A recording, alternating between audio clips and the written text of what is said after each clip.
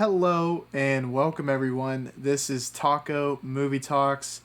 Thank you all for joining us. And Matt, biggest thanks of all goes to you for joining here today. Um, how has your week been? And have you watched anything interesting this week? I have had an extra busy week this week, kind of catching up from the previous week where we had the ice storm down here and I didn't do much. So I have not, unfortunately, haven't been able to watch anything except these two movies we're discussing today. Well, I have to say, these were two very exciting movies to watch, and it almost kick-started like a series of watching some additional just 70s movies because I mean this kind of is like the catalyst maybe of just kind of an interesting era of movies, I would say. Yeah, definitely.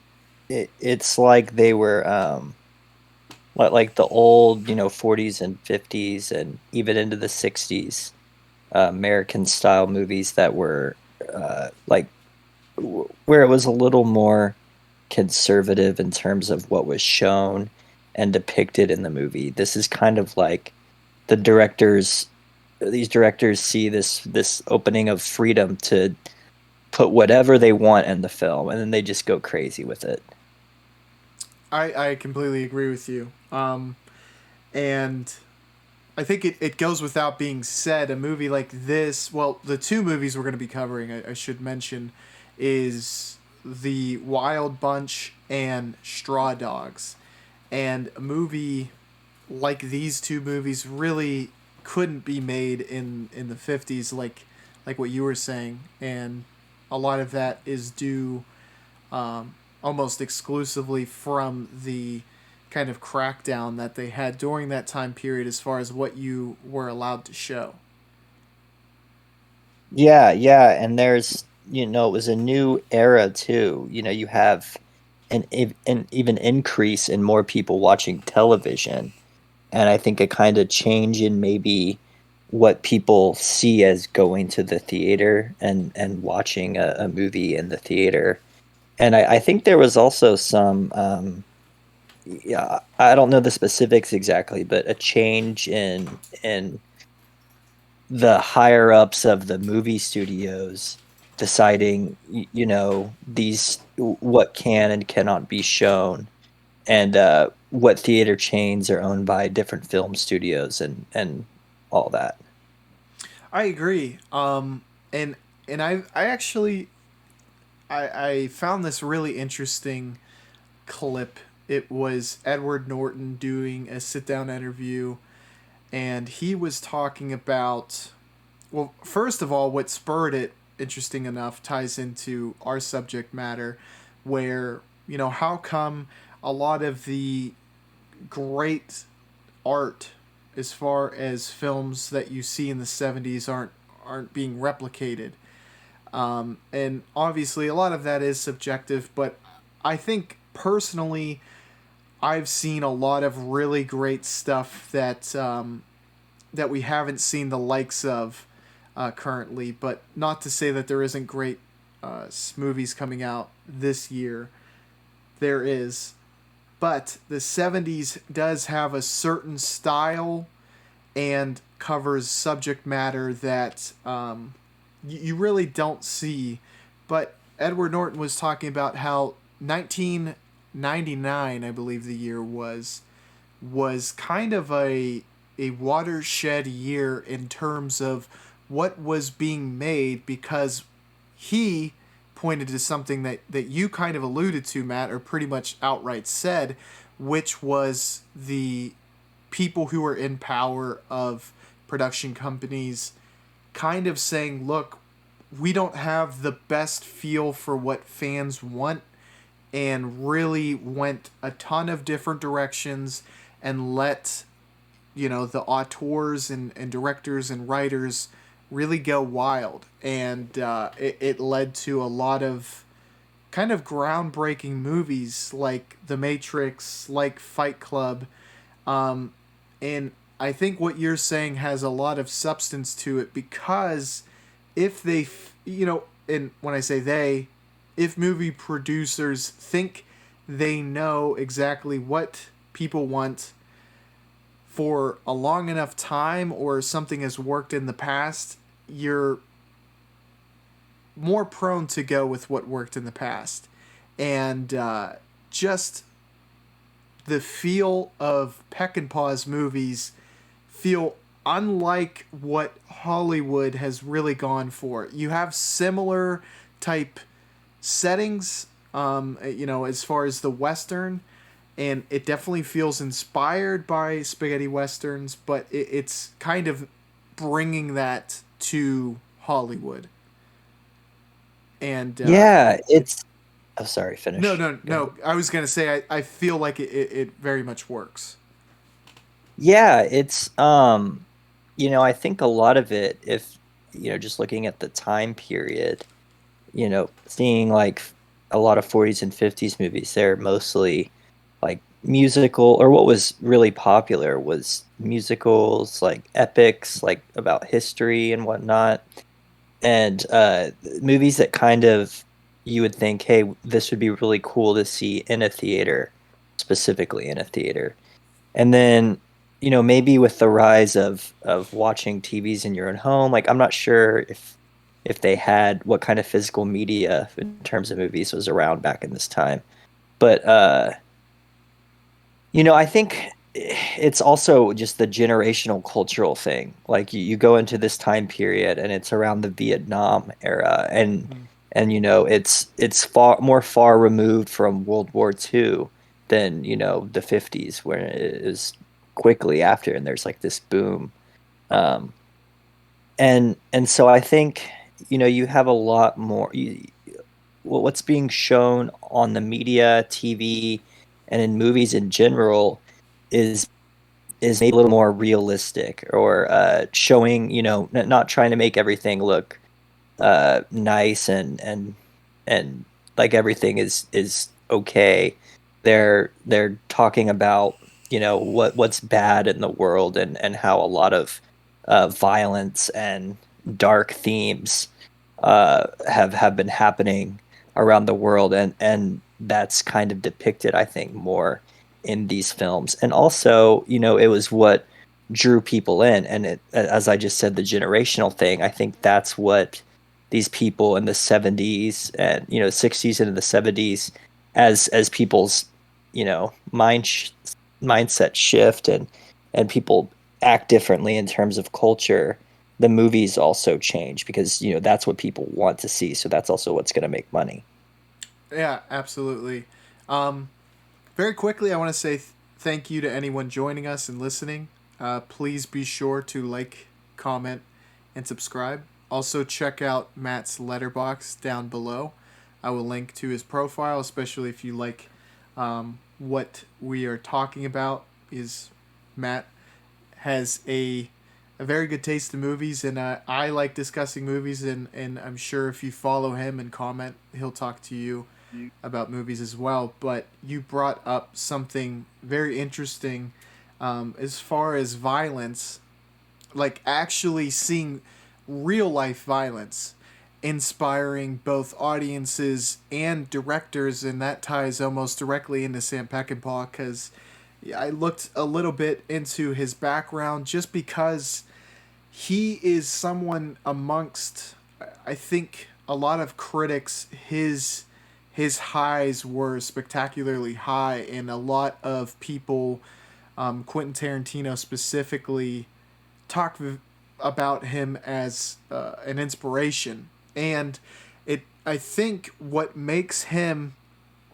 an innovator of stylized violence in cinema, a lot of people kind of tie back to his background as far as being a Marine, I believe stationed somewhere in China, and I forget the actual like province or major city, but they were kind of like, not even peacekeepers, but they weren't allowed to be involved between this prolonged Japanese and Chinese conflict.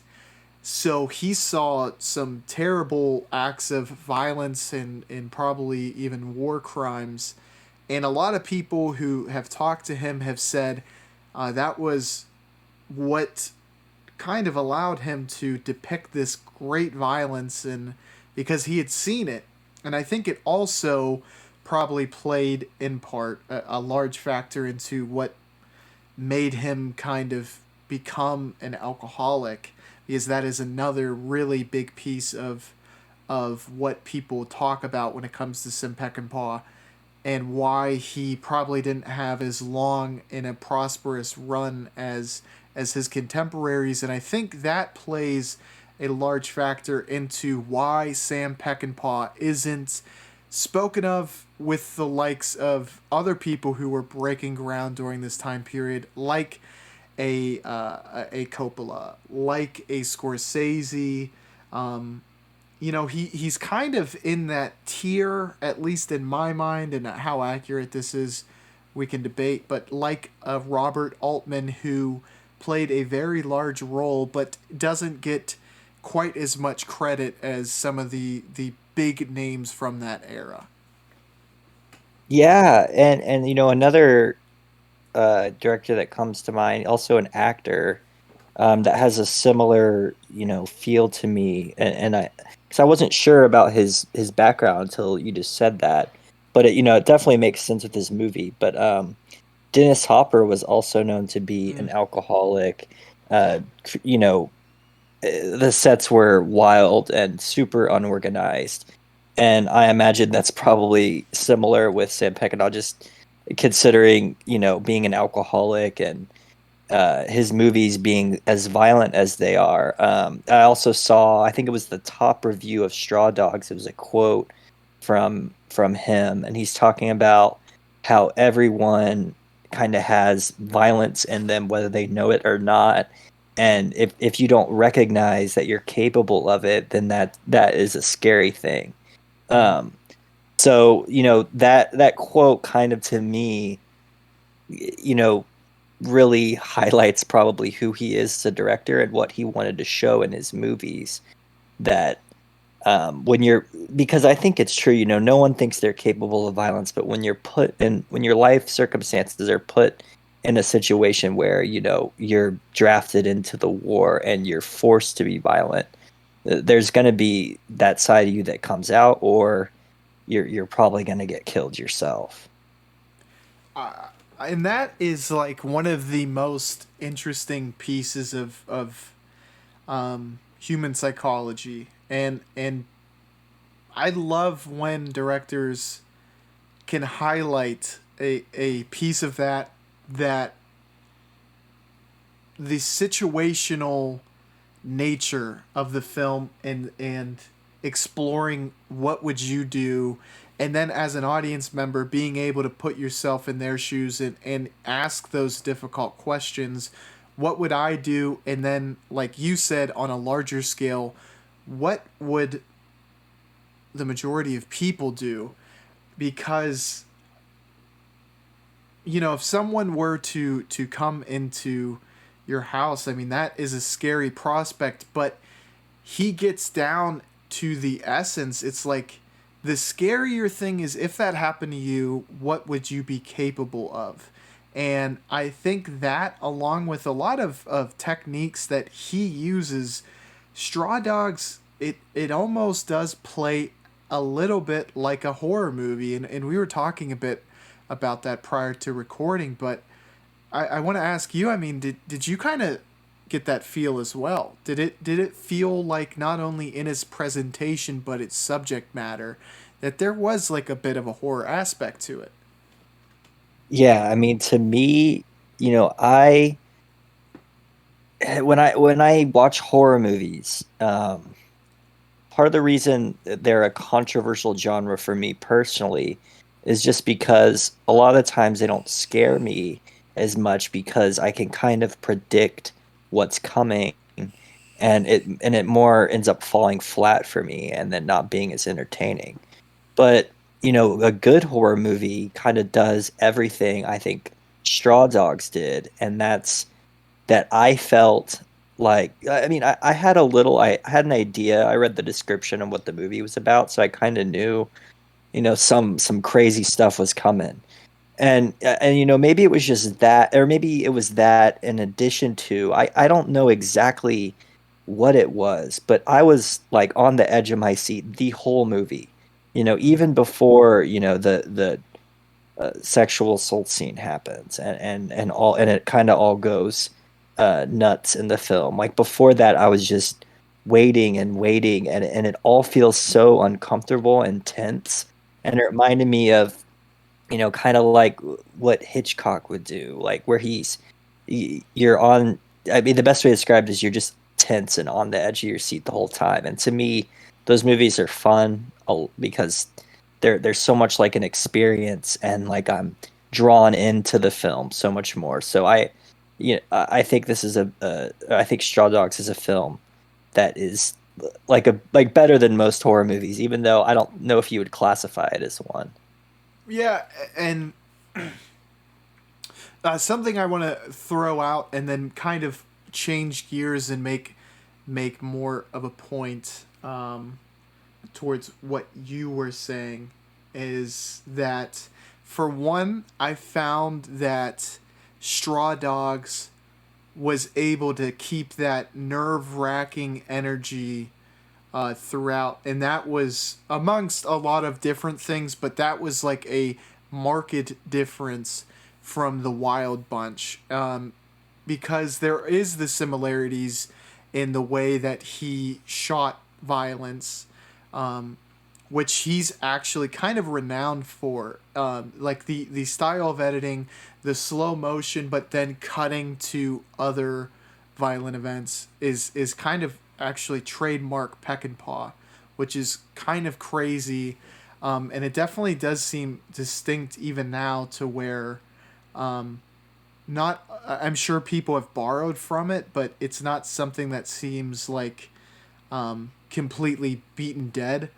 But you were mentioning something that has been really interesting to me, especially the more movies that I've watched, where I think the feeling that you want from horror sometimes you find almost outside of it, and a lot of it is when something is disturbing, is like, the feeling that you get from horror as like a kid, you can feel now as an adult when something is just so either grotesque or just so like emotionally profound. Maybe not profound, but like it strikes a deep emotional chord with you. Like that is what sticks with me. And there's been a lot of movies that I've seen and kind of trying to explore what makes that work so well. Um, to your point, oftentimes doesn't isn't even in a horror movie at all. It can be movies played completely seriously, and but it's a drama, but it covers something that's so bleak that it's kind of in its own subgenre of what I guess just disturbing. Um, but Peckinpah is able to really touch on that with Straw Dogs because it's something that it's not the classic ghost in the attic type story, but seems very grounded in realism, which is kind of something that is integral to a lot of disturbing movies. And then just a situation is able to play out that puts someone who is somewhat likable or someone you can kind of relate to and see the chaos take place around them. And it's very very impactful to see done, and it was done in Straw Dogs. Yeah, for me, growing up, of course, I was more scared of, the ghost and extraterrestrial or haunted type of scares. But then as I got older, it's more stuff like, what really scared me would be like the new French extremity movement, the all gas for no and those movies, because they're extremely disturbing, and and these two because they're real situations, like you're saying, they're grounded in realism, and that from watching the news, or I've been interested in true crime stories for a long time, basically my whole life. That situations similar to these happen, and while they're rare, it is something that can be proven to have happened. So that it's possible, whereas the ghost stuff is debated, whether it's leaning on probably not true. So to me, it's something I'm more scared of. And there's another film that strikes me as similar, is Bonnie and Clyde.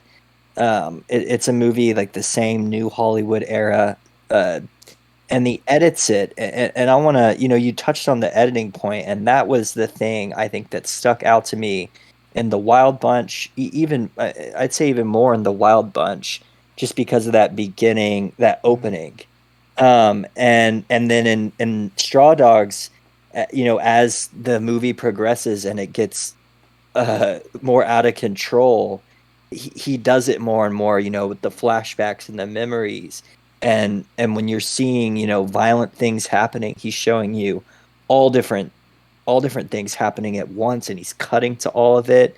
And it's like this montage, and it works extremely well. And I haven't seen, like, I think that's obviously the mark of his style, because I haven't seen another director really do anything that's like, there's flashbacks, but usually they play out the scene.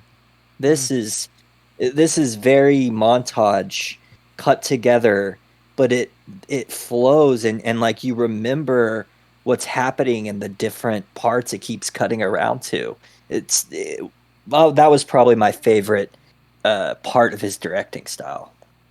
And to be able to keep the narrative alive, or at least like the perspective clean for the audience, which you spoke to, I think is the most impressive. And like, I think that is probably the barrier to entry as to why this wasn't just the new style that everyone said, damn, I like the way Peckinpah did this. I want to replicate it in our movie. I think it's probably challenging to keep it straight and for audiences to not get completely disoriented from what's going on. And I think that's why it's still like very signature esque for Peckinpah. Yeah, because while I was watching it, I was also thinking, like, I can't believe I haven't seen this kind of editing. Like as you see similar things, but nothing that's kind of like, a scene is playing out, and you're seeing, six different things going on at once. I'm mostly, when I'm thinking of this, I'm thinking of the opening in the Wild Bunch, because I think that's Mm.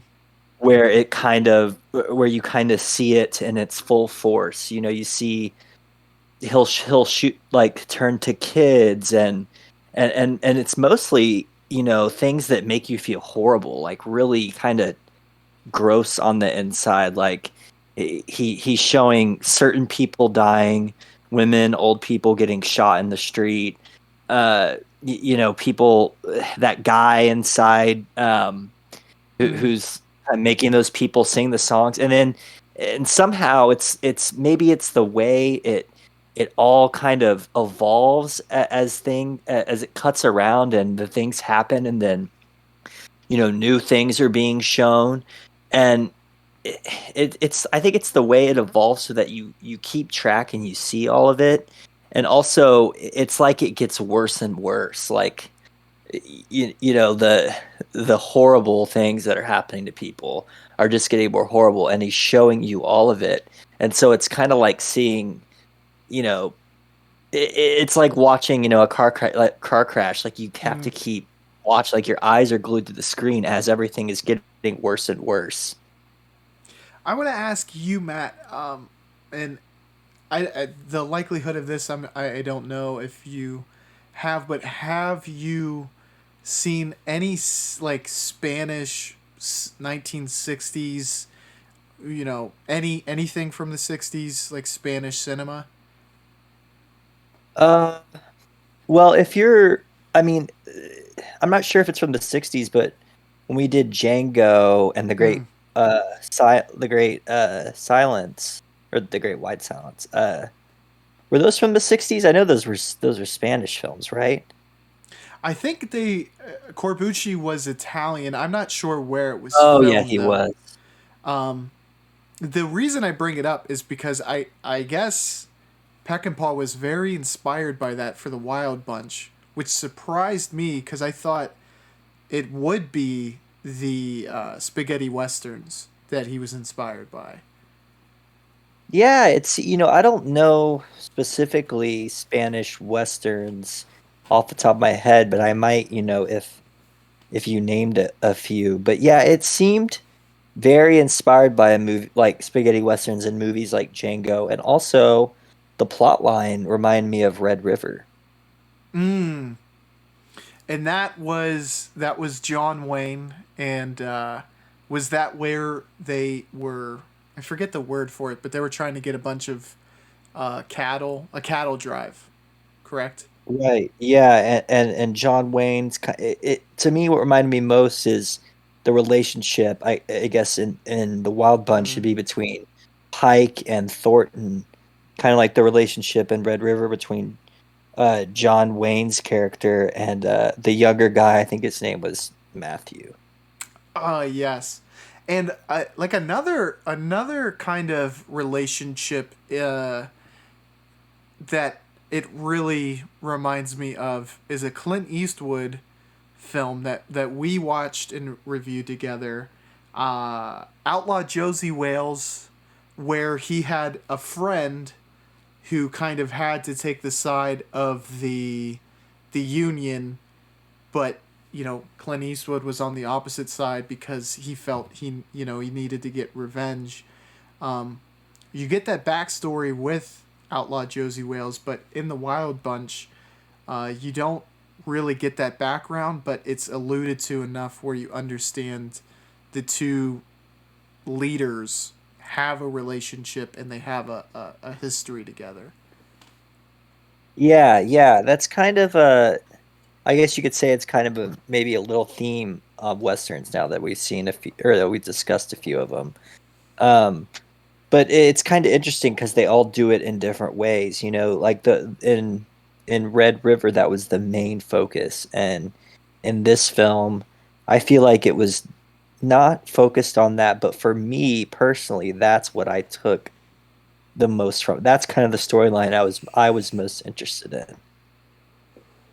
Thematically, for the Western, like broad strokes, do you feel like Peckinpah was trying to kind of illustrate that, much like gangster films, even as well, but you can never fully get ahead, and it's like you have an exit strategy, but for the most part, it's not. You're not going to really get to exit on your terms. Yeah, do you mean like a common theme among westerns? Well, yeah. For a lot we've seen, the hero will generally. I mean, he's going to make it out on the other end. But the Wild Bunch is and something that I love is when it kind of has that realistic and maybe even bleak ending where all of the members of this gang had, it seems like, plans to, like, this would be the last go round. And, we'd make our money and then we're done living this lifestyle, but the ending happens, and spoilers, but they don't get to play it out the way they had planned. Yeah, yeah, it's interesting, uh, because in this film, I wasn't sure at the beginning if they were going to be the main group. I mean, it was called the Wild Bunch, so I was kind of thinking they would be. But, I thought maybe, Thornton would be depicted as, in his group, the good guys and the Wild Bunch, the bad, but that's not even close to how it was at all. Mm-hmm. The Wild Bunch, you get that whole group, they seem to be more respected in general and kind of like the people you would look up to in that if you lived in that world, even though they're not morally a good group of people, they're a band of, thieves. And even Thornton's character wishes he was with them, which is interesting. And it's not like he's a police officer or in the sheriff or in the best position himself either.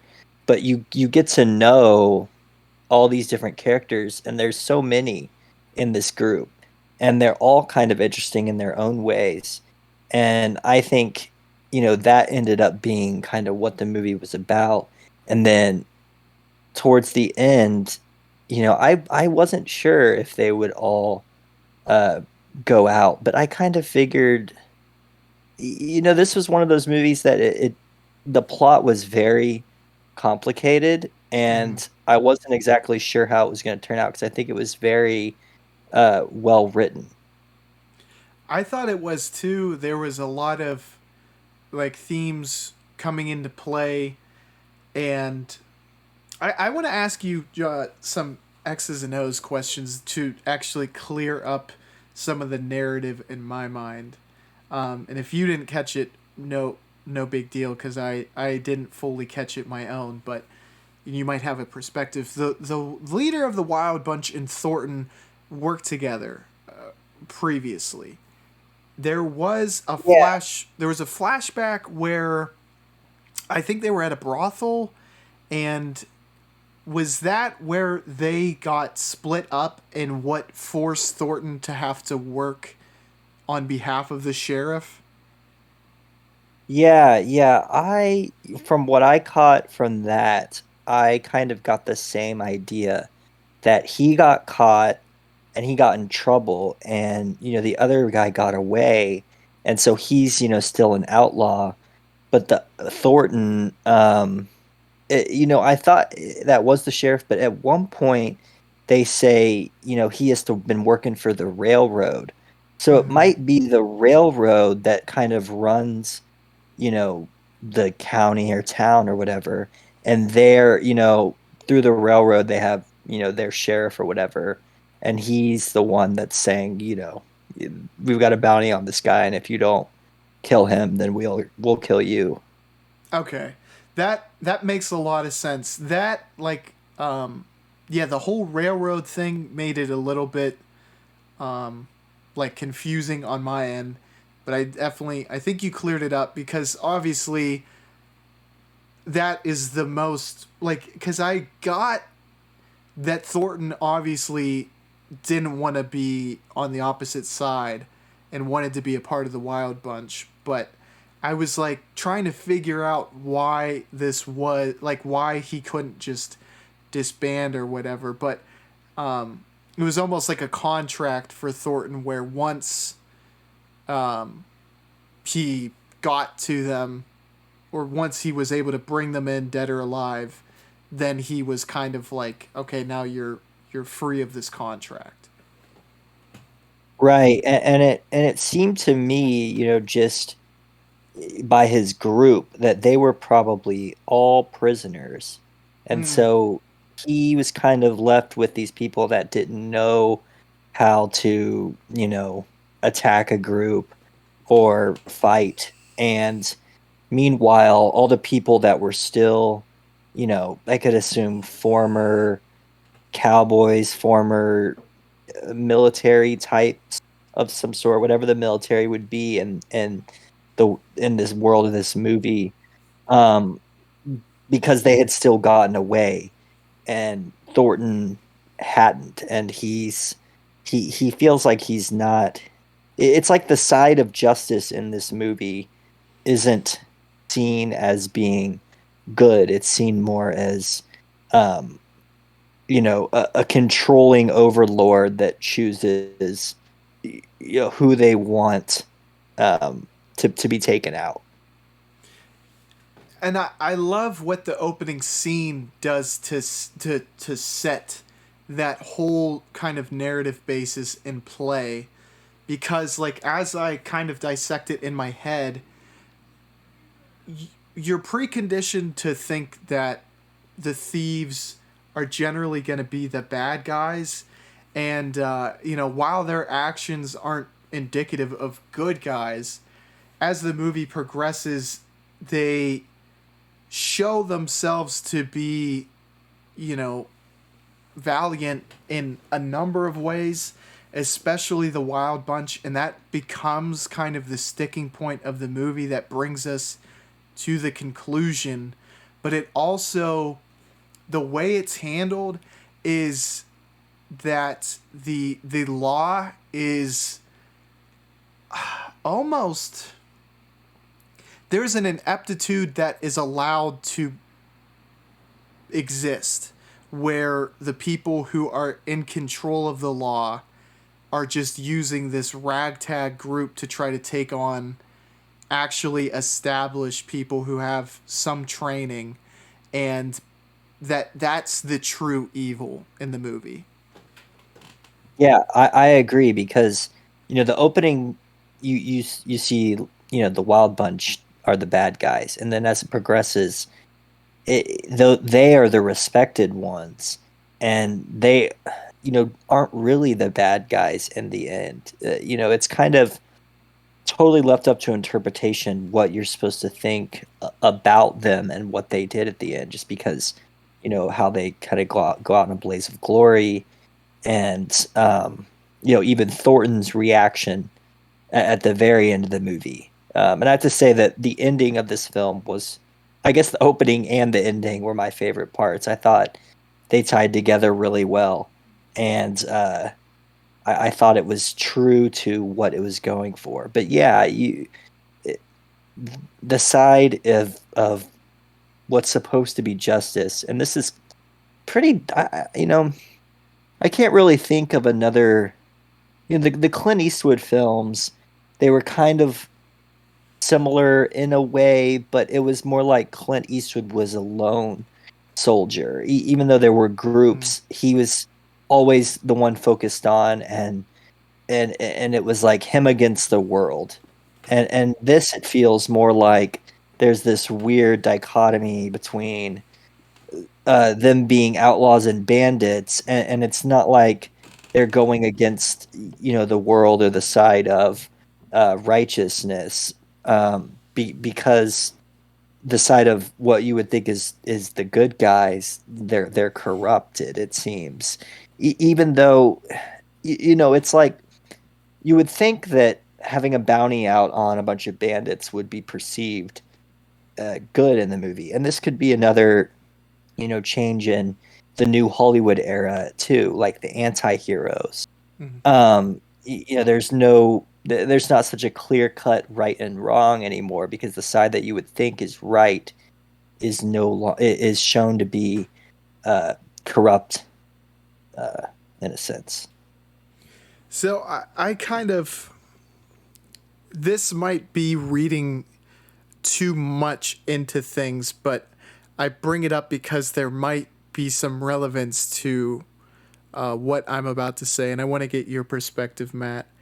But because of Peckinpah's background, which we spoke a little bit about, his time in China, where they are semi protecting, but given orders not to interfere between a Japanese and Chinese conflict.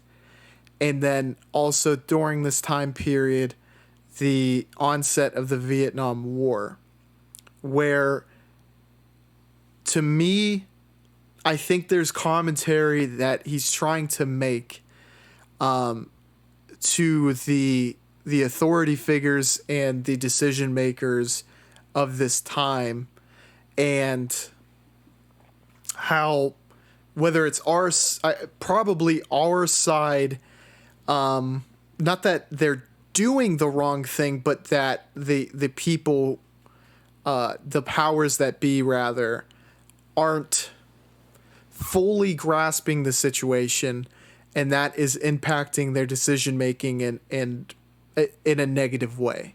And I wanted to see if you felt like that held any water, and if you also thought that might have greatly impacted some of the creative decisions that Peckinpah made with this film. Yeah, yeah, I think yeah, that's right on the money because I think of um, you know, the people's or at least the Americans' um, attitude towards the military and the government at that time, and the fact that you hear about all the soldiers in Vietnam not wanting to go and not feeling like it was a like something that you would actually fight for and care about fighting for. It felt to them more like a like they were just being sent over, to Vietnam to help America establish its hegemony in some way, which to them personally they don't care about. So it's you could see that kind of that attitude in Thornton's character. I think like extremely he extremely embodies that attitude because he doesn't care about what he's fighting for. He doesn't really care about capturing these outlaws. What keeps him going, and they may make sure to mention this throughout the film, is that uh, he doesn't want to get killed himself, so he's doing it. And so that can kind of be what a lot of these guys that were coming back from Vietnam and had to go were probably feeling like they're being sent there to their death, and they don't really have a choice, and they don't really care about what they're fighting for. It's just an all around kind of bad position to be in. Mm-hmm. One aspect that I really appreciated and definitely played a large role into the arc, or I guess the showing of what makes the Wild Bunch heroes, for lack of a better term, but it was the loyalty. I think just plain and simple, because they had a member who was from a Mexican village, and they put their neck on the line for him and his village. And I found that to be just a really telling aspect that Peckinpah really drove home in this movie, and worked on me as a viewer towards being sympathetic and also rooting for this this gang of outlaws. Yeah, I think he played. I think was his name Angel. It's hard to keep track of all their names because there's so many in the group. But I felt like he, I just want to know, what do you think his role was in terms of what do you think he was going for with this character? Because he you have the point where he shoots the girl that's getting with the Mexican general, and he to me he was one of the most interesting characters, and but I couldn't figure out exactly what he represented. And I agree. His character probably is the hardest to interpret. If I was to put a title on it, he speaks to me like the voice of the voiceless. A down he is representative of a downtrodden group, and he has no intention of taking it anymore, I feel. Yeah, yeah, and it was interesting how he ends up, being the reason that it kind of all goes down the way it does in the end. And they leave him behind, and then I guess I don't know if they felt bad, but they come back, and then even though I think they thought he's double crossing them, and these different things, and so I think he is representative of someone that was really put into a bad situation, and also he he seemed like he had nothing to lose. At least I thought that after he just straight up shoots, her. Mm. You think he's gonna shoot the general, um, but it's kind of a different turn.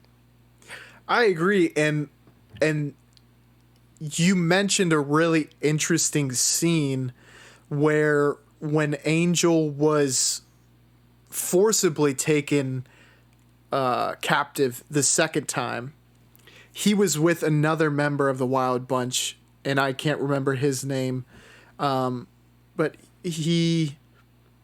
My thinking was that that character and the group as a whole were ready to cut ties, and that would be like a large turning point for the group, where that maybe when push came to shove and when they had money and resources and paradise is on the horizon, that all this talk of loyalty was not the truth.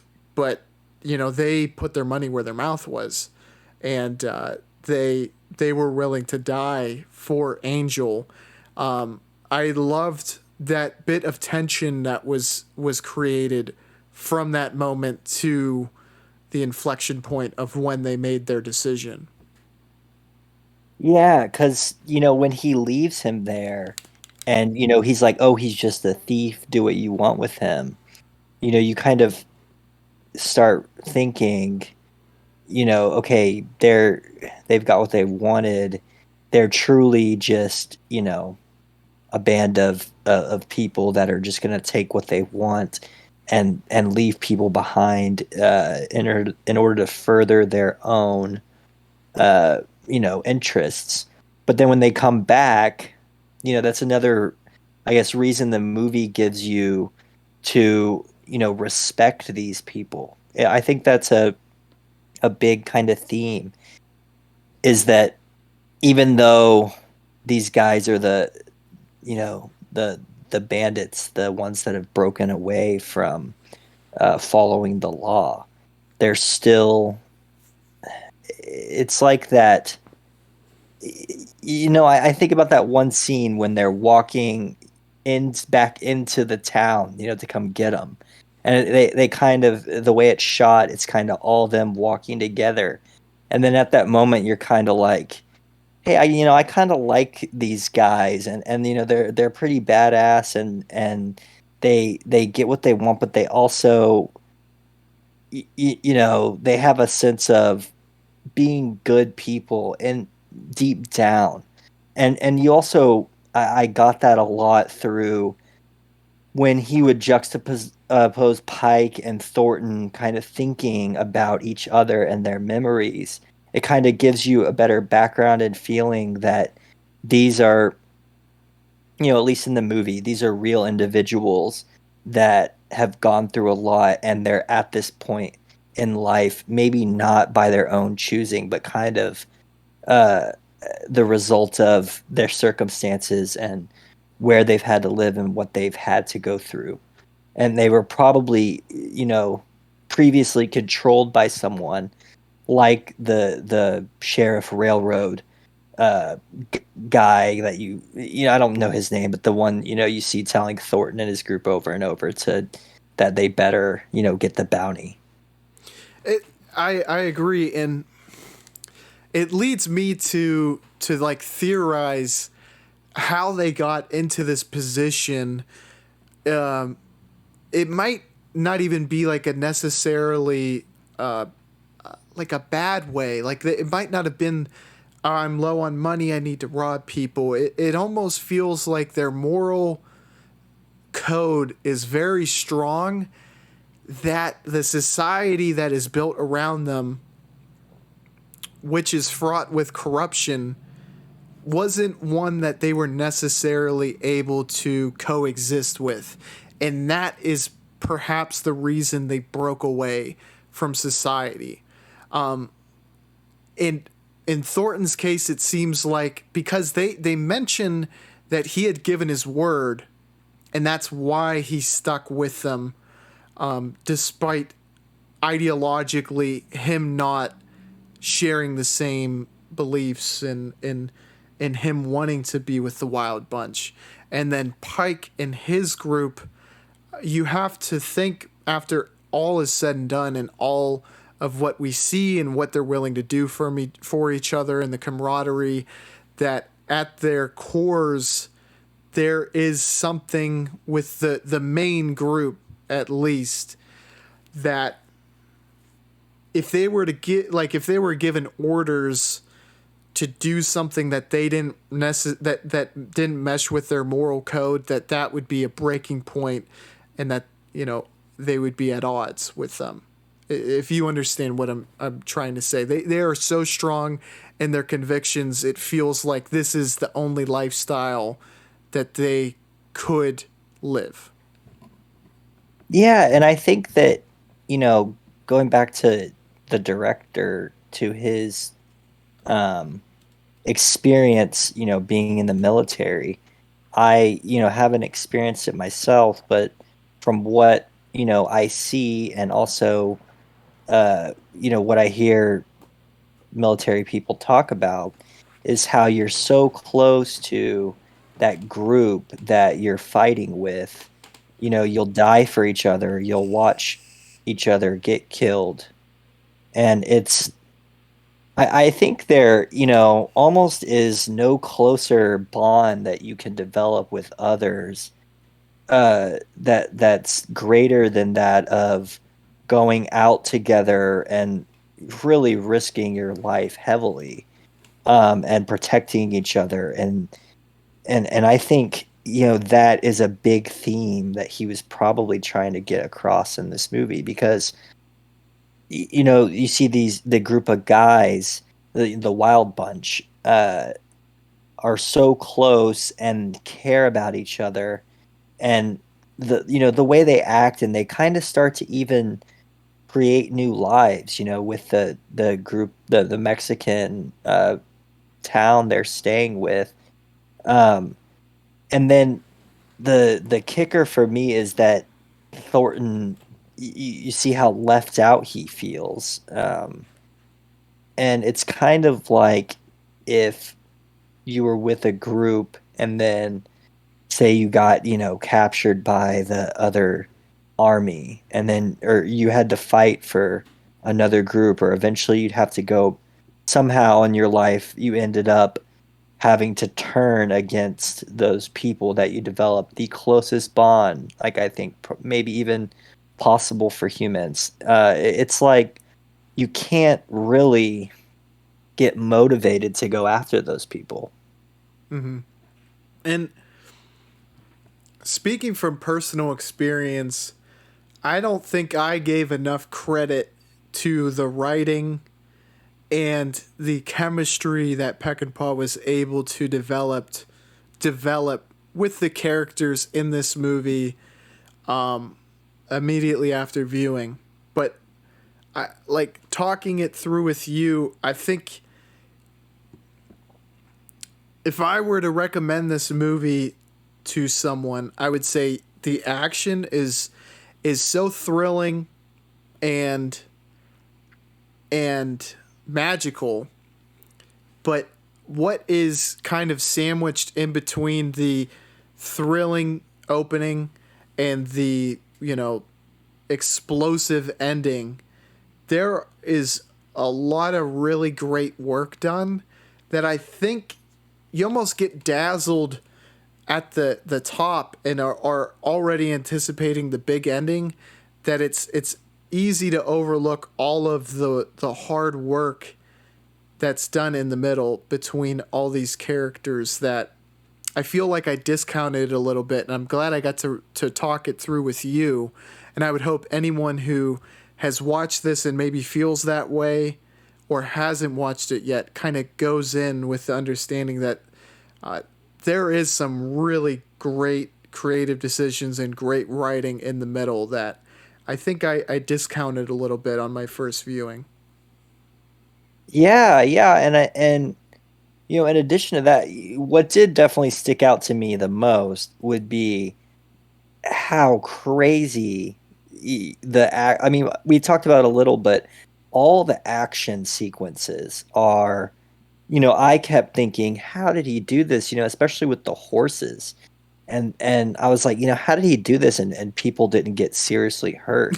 Because it's slow, and you see that the most in the beginning, like people falling off horses, when they get when they blow the bridge up, Mm, that the slow-mo, like uh like people getting shot and dying in slow motion. I kept thinking, wow, like this looks like it took forever to set up and film correctly, because or maybe he just had them do things, and then later on he edited and zoomed in slow mode,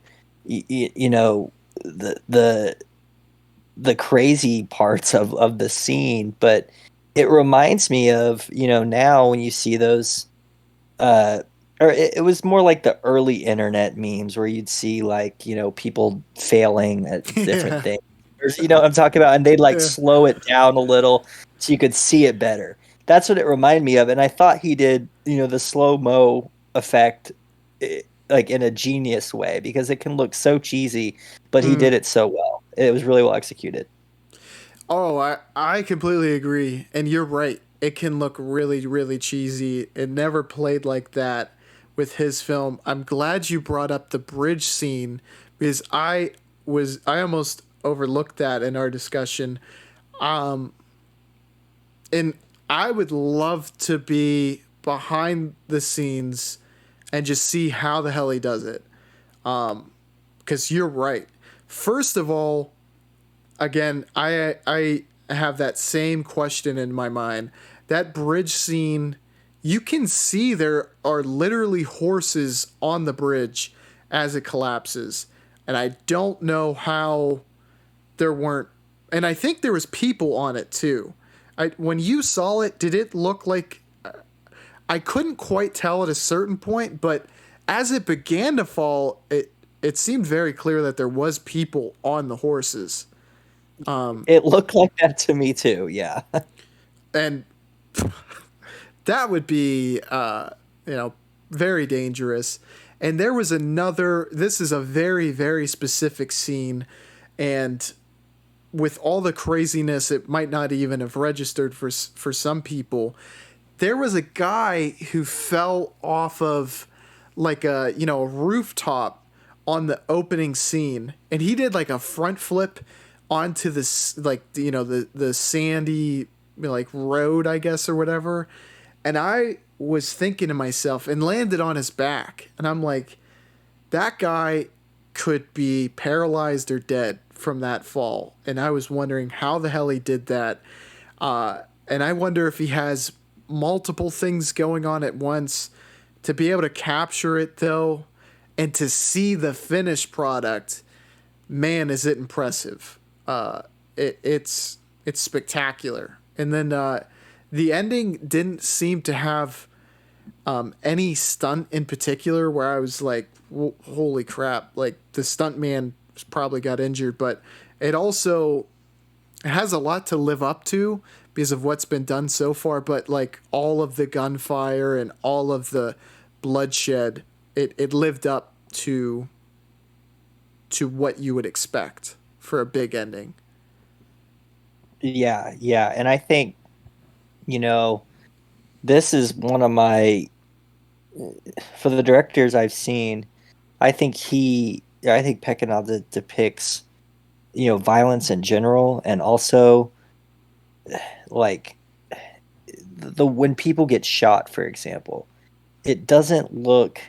It's not as goofy as or silly, I would say, as like a Django. That felt a little more fun, even though or those old Howard Hawks westerns we watched. Mm. When they drew weapons and you know fu- killed each other or shot at each other or people died, it was usually one person dying, and it was kind of like they would spin around or they would do something like cartoonish.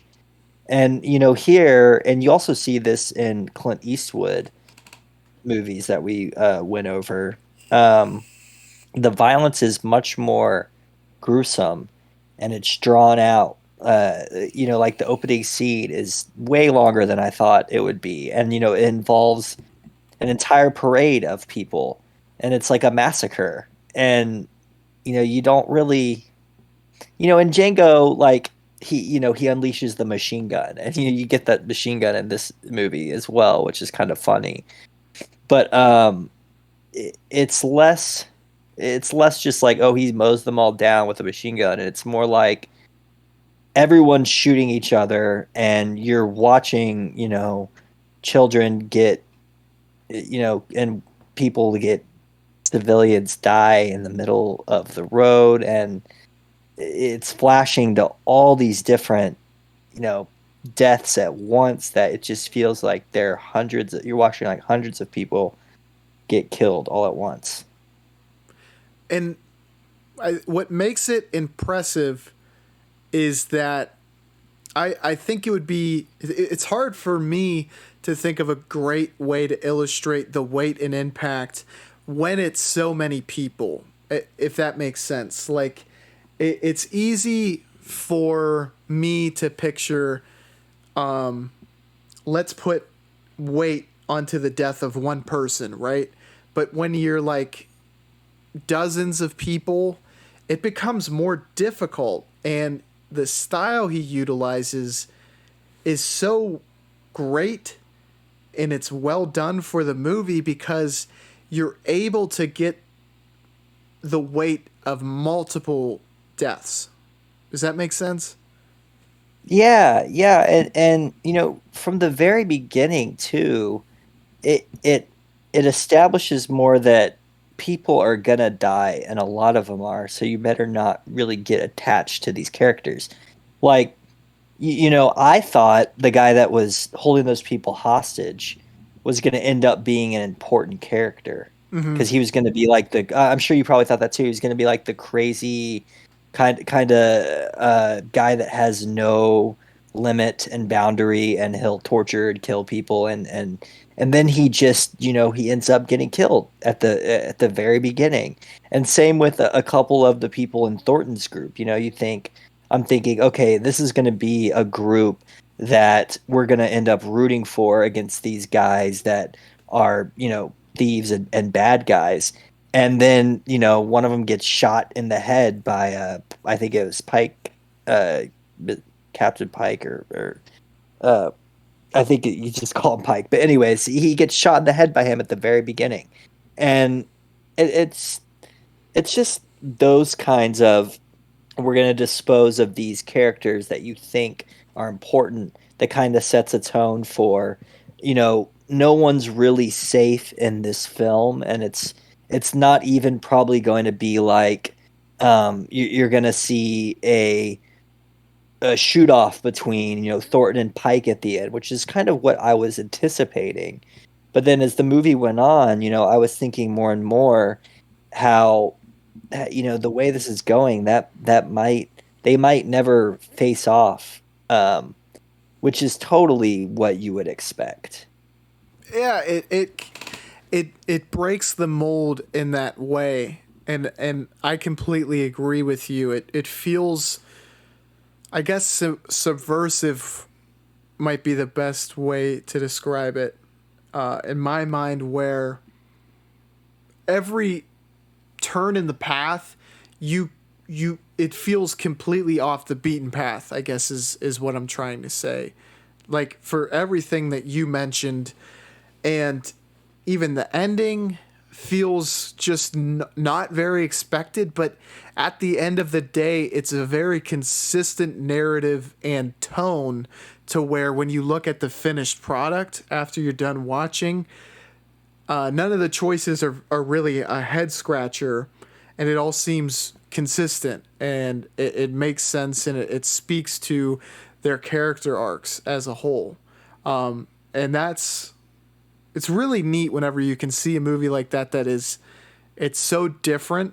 It uses this well-established genre where we're very used to a certain style of storytelling, and used to the direction it usually goes, and go a very different path, and also be able to create very great substance as far as the characters, and create heroes, and to be able to end it in a way that is also very, very different, but it feels like a suitable ending for these heroes at the end of the day. Yeah, I think that goes in hand with, what we were talking about earlier with, this being the era and time period this was released in. Because you take, the more fun and good spirited earlier westerns, and now it's like he's turning up the notch on violence, and he lets you know he's doing that from the outset. And similar to how, people at the time on television, on the news, were probably, this is the start, if I remember right, of that era of television where they started, it started being more an entertainment television instead of actual news. And so they would be showing, brutal clips probably of what was going on in the war.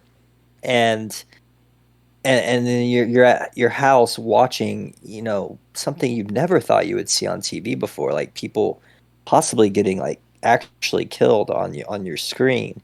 And so I think, he's turning it up in the sense, he's turning up the violence, where he's taking an old, like Western style movie where it's usually all fun and games. There is violence, but right away you see, uh, just so like so much violence, and then even throughout the whole film there's so much violence. I mean, there's so many brutal parts, like, when the an angel is getting dragged through the town.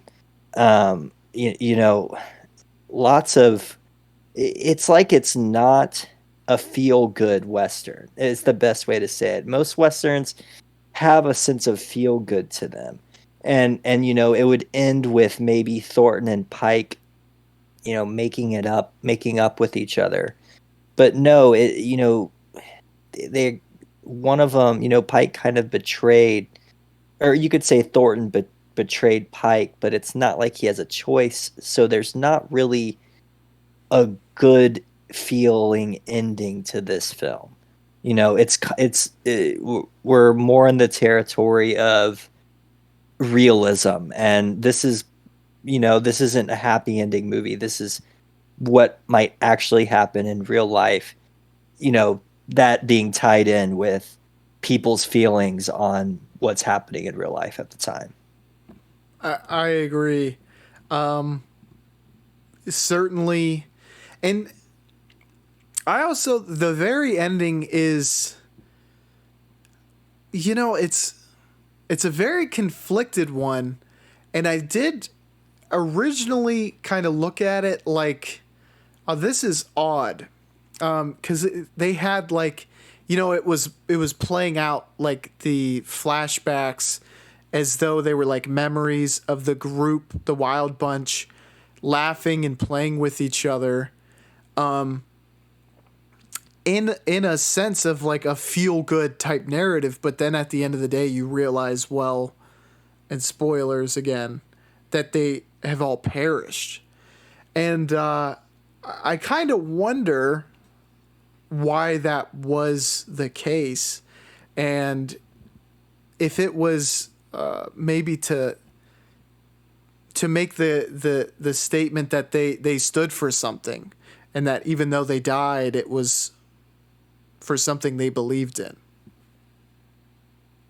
Yeah, because that when they start, fight when they go back to get him, and then the battle starts, after they start shooting the important Mexican officials, you kind of think, I thought at first, they're going to get away with this and they're just going to leave because these people possibly don't care enough on their own even to fight back. And this is kind of like a whole nother retelling of, the people in charge kind of suck and they don't really care about them. But then, it just breaks out into a giant slaughter, for no one really survives. No one comes out on top. And, it's like, as I kind of mentioned earlier, they were starting to establish their lives there. They were meeting, the Mexican women. And I think, I don't know, there's a few scenes where they were in a bathhouse or they were prostitutes or something like that. Couldn't quite make out what that was. But, you kind of get to know the characters, and then you're not really sure. It's kind of vague, what they even stand for, because they just really want the money to, I guess, live or whatever. But then that this is a kind of group that even when if they successfully made money here, they would just move on and probably do it again. Mm. And so, it ends with,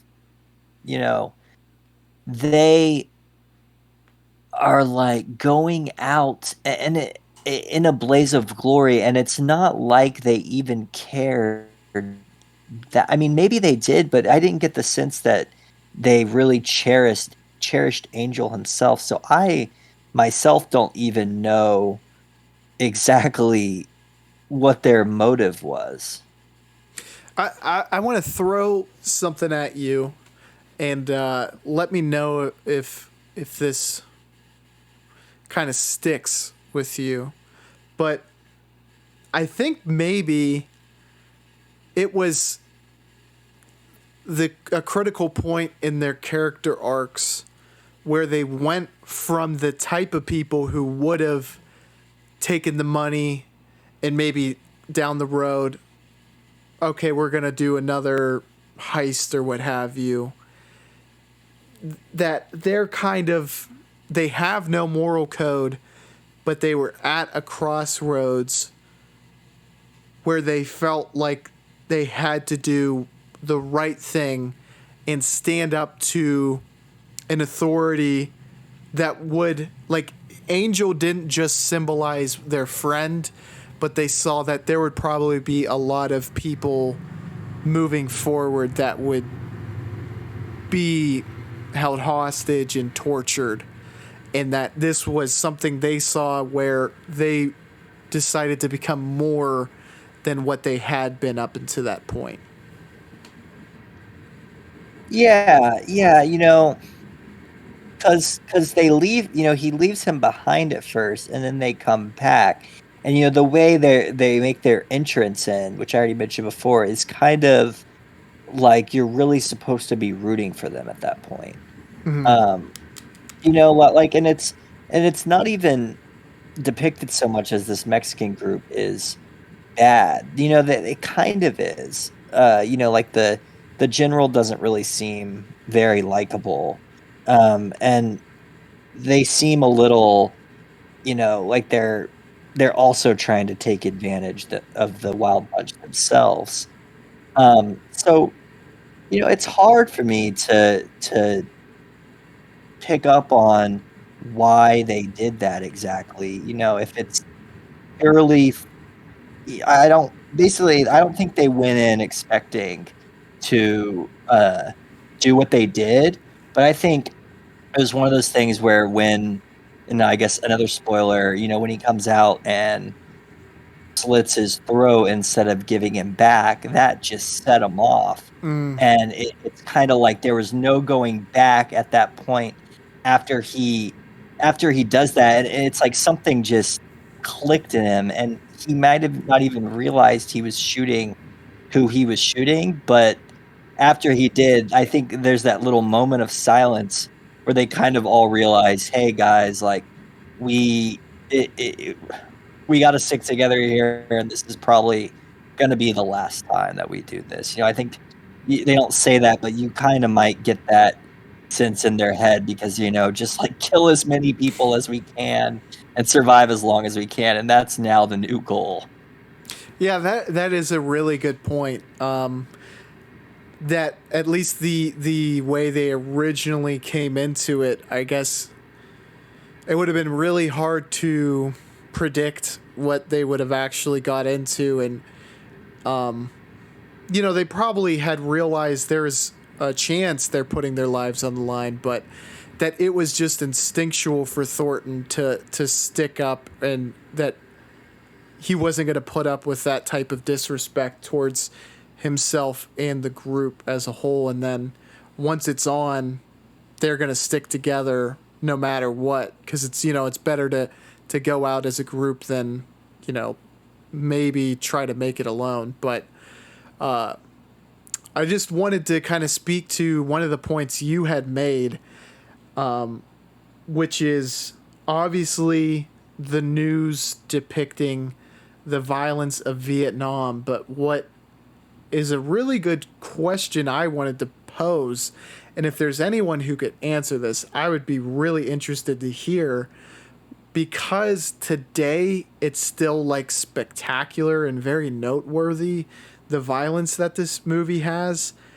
But I would just be very interested to hear like how this played in 1968 when it came out, and whether this was like, holy heck, I've never seen something as violent as this. I would be interested, and I haven't seen nearly enough movies from this time period to know, but I would imagine this really stuck out as like, wow, you got to see The Wild Bunch. This is like the craziest and most violent movie I've seen in a while. Like, it feels like how Tarantino has been for a while. I feel like that type of talk when it comes to the violence, I feel like probably maybe even more so when this came out. Oh, I mean, 100%. I mean, 1969, there's that old Hollywood is still kind of in the process of phasing out. And I don't think anyone at that point was used to seeing so much violence in movies. I obviously didn't live then, but I mean, I can imagine it would be a shocker as much as think of something that is totally morally wrong in our culture now to show in a movie, and I can't really think of much. But you think of something like that, and then think about a movie that is all about just that. People there'd be a mix of outrage and people wanting to see it because, kind of like kids, where people want to see it because it becomes this, you shouldn't see this movie, therefore I'm gonna go see this movie because that makes it more interesting. So I'm sure there was a lot of what you were saying, like people saying, "Oh my gosh, have you seen The Wild Bunch? This film is like it's violent to the point of no other movie I've seen before. Probably got banned in some countries for a certain period of time. All that type of thing that makes a movie controversial, but also more interesting to talk about." Absolutely. Matt, I want to ask you, is there anything additionally that you'd like to talk about that we really haven't covered yet? No, I don't think so. I talked about just about everything I wanted to get through. I mean, I thought the setting of where they filmed, I'm not sure where it is, but it reminded me of the other, westerns we've seen, and I really enjoyed those settings too. And for my rating, I give this one a 3.5 out of 5 stars. I think the setting is Mexico. I think it's entirely shot in Mexico. Because when I was looking into Peckinpah in this movie specifically, I think he has like a really strong affinity for Mexico, and I'm not sure why that is the case. But yeah, I think this was entirely shot there, and I'm not far behind you as far as rating goes. I gave this one a 4 out of 5. I thought it was great. Definitely would recommend, and a lot like Altman. I think I came in thinking I knew Peckinpah, and after kind of dissecting this movie, and it's already kind of put me in a headspace to be able to understand what he's trying to illustrate.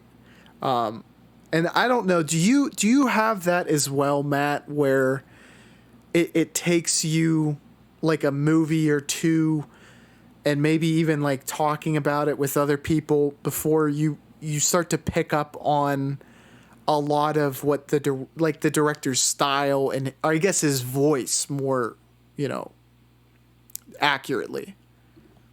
Yes, yes. I also came in to this thinking it would kind of be a standard, violent 70s film. Or I guess this was in the 60s, but that 70s era type of movie.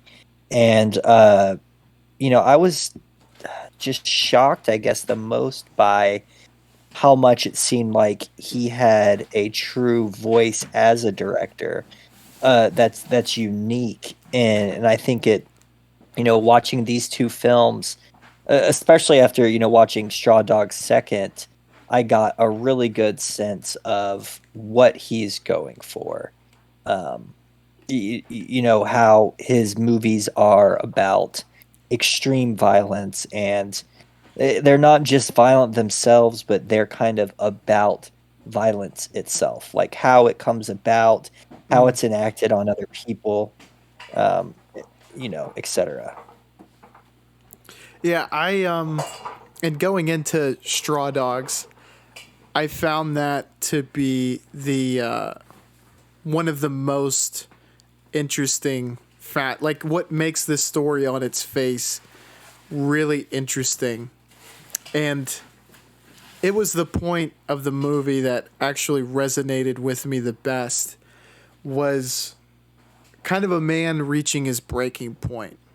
And Yeah, yeah. That to me, that was the theme of the movie. Not a guy getting beaten down so much where he essentially has what we would now call a mental breakdown, because he completely, his character changes. He's you still see, the original well mannered, soft spoken academic, but when he gets pushed to that point, and I think one of my favorite parts is that the whole time I kind of knew he was going to reach a breaking point just from the description, but I wasn't sure how it was going to come about. And the way it came about was it felt so natural. Like it evolved perfectly with the film. And that was one of my favorite parts was, I guess you could say, the pacing of the movie, how everything flowed extremely well, and there wasn't a part that felt like an interlude or boring. It all kind of built up to the ending, half hour, however long it is. absolutely. And all of the pieces where when they're building the setting, and you have these characters who seem like they're allowed to kind of get away with being not the best people, and that while Dustin Hoffman's character isn't directly being victimized by it, especially well at the outset, and then later does, but you can kind of see, he almost feels like he's so insignificant that, and he feels it, that he's not standing up to what's happening at the bar at the beginning, and that he has to just kind of like sit back and pretend he's enjoying the show. And as that bleeds out, how it affects him and then is able to actually push him to that point is so interesting, because I feel like a small town setting would have characters like that who, especially like maybe early in the 70s and before that, where like this guy is just kind of, he's a badass and people respect him and don't even dare cross his path, but we're all capable of the great violence it takes to face him. And that's the entire story, I guess. Yeah, yeah, it's I thought it was one of the most, interesting stories I have seen in a movie in a while in terms of, just the plot and how everything happens. As well as, Dustin Hoffman being, playing an incredible role. He has an incredible performance.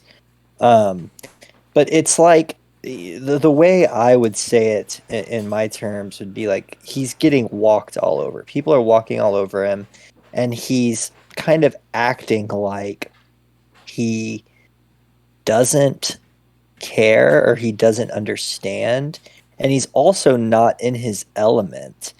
And because he like talks down to people too. Like he talks about, his academic interest in that one part where those two people came over to their house, and everyone seems kind of weirded out, and it's you think he would know that they're not going to understand it too. So he's not even himself much of a likable character, but also he's totally out of his element in this unfamiliar area, and he's just constantly getting bullied. And you you don't know exactly how he's going to do it or what he's going to do, but the way the movie develops and different things happen in the town, I think I got a way better sense of the characters in this film compared to the Wild Bunch, just because uh you guess you didn't have to keep up with all these different plot lines happening. They kind Mm. of all wrapped around the same thing. Like you got the dad of that girl who ends up running off with the creepy guy at the end, and you got her ex-boyfriend and the whole group of workers, and then you got Dustin Hoffman's character and his girlfriend slash wife. Not sure what she is. But yeah, it's this very interesting scenario that I think seems like it could play out in real life pretty easily. Maybe not exactly like this, but the whole idea of going somewhere new, not fitting in whatsoever, and kind of having a breakdown about that and feeling isolated is a very, relatable type of thing. Yeah, I want to bring up a story, like a true crime story, and you may or may not be familiar with this. Have you ever heard of Killdozer? I don't think so, actually. There was a guy, I think it was in the state of Washington, and he kind of got screwed around with the local government, and they were basically gonna like, I think is it eminent domain where the government is allowed to take your property if they need to build a road or like a Yeah. public utility there. Yes, yes. I believe that was the legal kind of struggle that was going on with him. I could be completely wrong, but that's not so much the important part. He was at odds with the government, and he felt like they had taken advantage of him to the point where he had a mental break, and he constructed this bulldozer that was bulletproof. He was like sealed in the cockpit or whatever you would like to call it, and just went on the road. And I don't think he actually killed anyone, but he just destroyed a bunch of public property as like almost, to a demonstration of protest, and he ended up taking his own life in the bulldozer. But I think that speaks to the point that you were making, Matt, where people can their people snap literally, and we see it played out by Dustin Hoffman, and it's different but also the same as far as the methodology or the motivation, I guess. Yeah, I think that was like the perfect, and I'd never heard of that story, but I think that was probably like the perfect analogy here, especially because you had this tie in to from that story here as well about this sense of protecting your home and Mm. his it being his property. It's I thought that the way it was going to happen was she was going to somehow tell him what those guys did to her and he was just going to break. But that's not even what it was. It's you get the sense that he doesn't care all that much about her, which is weird. But it's like when they come into his house and they really start messing, with him at his house and trying to take advantage, it's like something clicks in him. And this is the best, I think this is the movie I've seen that best depicts someone truly snapping and how it would actually happen. Because it's not even an all at once, type of thing. It's the constant bullying from everybody in the town. And then it's not like I also assumed he was going to do something like pick a gun up and just start shooting them. But that wasn't even it either. It's kind of like he kicks them out, and when they don't listen to him, he's finally had enough. And then, so slowly he also evolves in his violence. Like, he pours, he doesn't even kill that guy in the window. He just ties him up in it. And then he throws the water on their face. He's like trying to do, it's like he's telling himself, I don't want to kill these people. I'm not going to. I'm just going to do everything I can to get them to leave. And then it evolves to the point where, he's just like, I'm killing them, Mm-hmm. Yeah, and there's so many pieces that I really want to touch on that you brought up because they're so interesting. Not only how they play out, but why the creative decisions were made. And you're right, the escalation of violence was beautifully done. And it was a really interesting point that I didn't quite pick up on until you mentioned it, but also the group, I guess the antagonists, you could say, but it does play a lot with that gray area, but they definitely do seem very antagonistic, especially while the like two of the kind of cronies, for lack of a better term, they're not so much the big muscle, but they were kind of riding a bike around his house. They were children's bikes, where there's almost this playful energy that they're not going to be challenged. They're ultimately going to get what they want. They're going to get inside the house.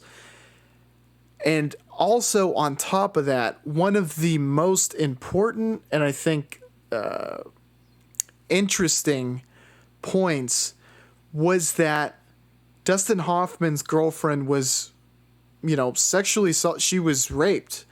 And that is, it's such an important part while you're watching it. But, I don't think he ever finds out about that in the movie. And so the ending plays out. There are two very distinct perspectives of it that don't intertwine because that knowledge never passes. And I wonder why he did that. And I don't know, was there anything that kind of jumped out as to the story was able to benefit from that when you were watching?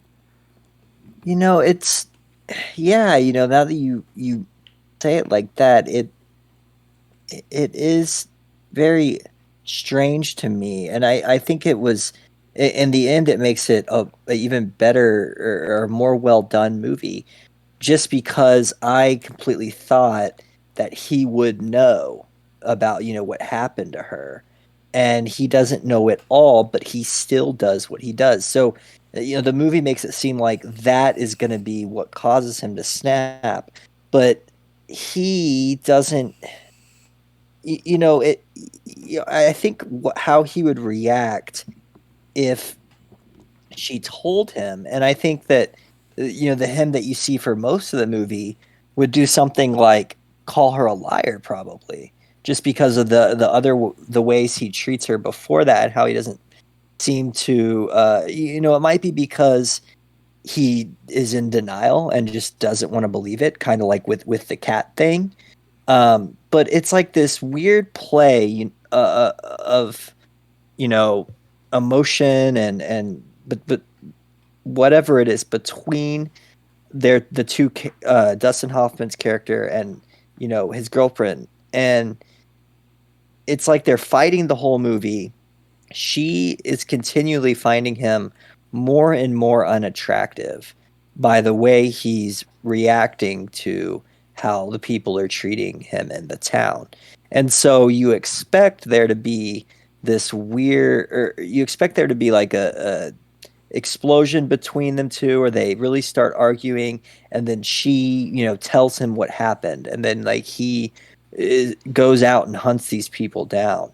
But in a kind of a twist, it's like you don't I think she is maybe just as interesting of a character to me as Dustin Hoffman's character is, because you don't ever really know what she's thinking or feeling. I mean, you could obviously tell, but what I'm trying to get at is, like, towards the end, she wants him to stop, but also it's not like she likes them. It's so Hmm. hard, I think, to pick up what she feels, especially. Yeah, that entire her entire character, especially after she was assaulted, I was that was the part that I had to kind of just read up on, because part of me was like, I mean, is this a deficiency in the writing? And then I got a different perspective, and it, as far as, you can't, there's no one way that someone would react to an assault like that, but it almost emboldens her decision making as to why she's so conflicted at the end, and that Yeah, she can't trust either side really, and she's just caught in this hellstorm that is going on at the very end of the movie. And it is really interesting, and quite frankly, for when I originally was like, I don't know if the character motivations make sense to me. Now that I look at it, the chaos of the situation, it makes me wonder what I would do if I was in her situation. And I don't know what I would do. I would be so insane. I just think you would. I don't know. yeah. I think that this is one of the best depictions I've seen in a while, at least in terms of like this era of a film of a female character, where it could almost be.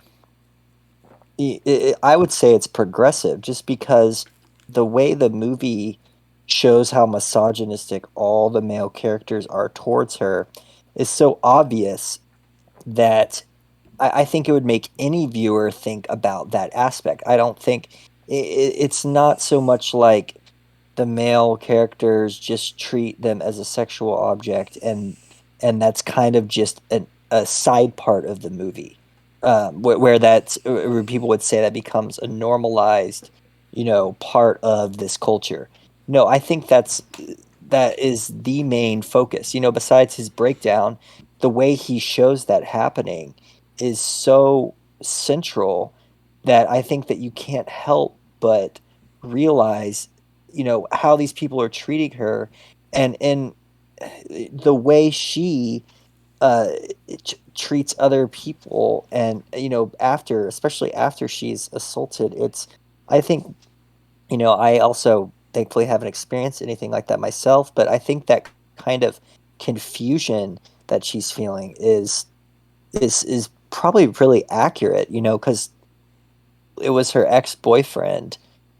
So it wasn't like it was just a random person in the middle of the street. And you see that she's obviously really frustrated with Dustin Hoffman's character, and she probably just when she invites her ex-boyfriend for a drink, just wants to talk. But then he's going to take advantage of that situation, just knowing that character. So she's obviously really just confused about what's going on in general, like being there with uh her boyfriend. And she doesn't want that to happen, but it's the way it all plays out and the way she remembers it, like how he brings in that his like signature editing style, and really helps like pound into your head, like I would say how an assault like that would affect someone's actions, and how that leads to them acting confused. And one more just interesting thing, I think, about the whole notion that or about the whole fact that they didn't discuss it with one another, is that especially when he gets back from the hunting trip, you think, or at least I kept thinking, like, okay, when's she gonna tell him? When's she gonna tell him? And you see how upset she is, and you see it emphasizes even more how poorly she gets treated by Dustin Hoffman. Yeah, because you would expect a boyfriend to be able to kind of read the emotions of their loved one and be able to kind of pick up on the fact that there's something larger at play. There's something that's really deeply affecting, their girlfriend, boyfriend, what have you. And on top of that, it's his ineptitude and his ineffectualness that leads to the scenario being possible. And Right. the cherry on top is that there is kind of another completely fully fledged subplot that factors into the ending that just adds another really wrinkle that makes this situation from the viewer's perspective interesting, which is that I don't know if he's like mentally disabled. I don't know if he's like slower, but that man who has a history of what we're led to believe of, assaulting younger people, who ends up murdering the daughter of kind of the big man in this town, which kind of plays deeper into the misogyny aspect of the story that Peckinpah is trying to tell, and also creates this really weird dichotomy where Hoffman is unknowingly defending a murderer, someone who has assaulted children and now a murderer, and creates this larger thing at play where it doesn't matter so much what is inside the house. Hoffman is deciding to take a stand because he has been a pushover up until this point, and he is not going to let them completely impede on his house. This is the stand he's decided to make. It makes it just, when you know everything that we know, it makes it such an interesting last stand. Yeah, that added another level of the movie to me that made me like it even more. It's because you're kind of going into this pit of nothing good is happening. Like he's standing up. It's like what he did at the end. Is there really anything good about that? Is there really anything good about all that violence that happened? No, he doesn't come out, and you don't see him as a hero at the end or as a winner. He's rescuing a guy that killed someone and assaults minors, and that's not something that anyone's going to support watching the film. And it's also, that he doesn't really care about that guy. It was all about himself being a pushover and him feeling like him feeling like he had finally had enough. And I think that the director touches on another point of violence here, um, because it's like that mob violence. Someone's done something that everyone sees as wrong, and you don't even know, or they didn't even know if he did it, but they were gonna kill him if they got to him. We as the viewer know he did it, but you also know that they don't know at all. They just have a hunch. And so I think that is one of the most, one of the greatest displays of how mob violence used to go in terms of like lynching people or burning witches. There's just a hunch that they did something wrong, and then there's not, well, the law is there, but as we know, that ends pretty quickly. And so when there is no law and no justice and no taking someone to court and proving the case, you get a group of people that are going to be so angry that they're going to take out extreme violence on someone. And in this case, it would have, that guy, he did do something wrong. It probably would have been, I guess you could argue it would have been justified, but at the same time, is it really? And also, you know think about if he wasn't, guilty. It would have been totally different, perspective on that outcome. Yeah, that leads me to ponder why, because I think Peckinpah, he was very, like, every choice was made for a very specific reason. I would love to get into the headspace of why he decided to go left instead of right, as far as why she didn't tell Dustin Hoffman, as far as why that character did commit the crime as opposed to maybe someone else did it.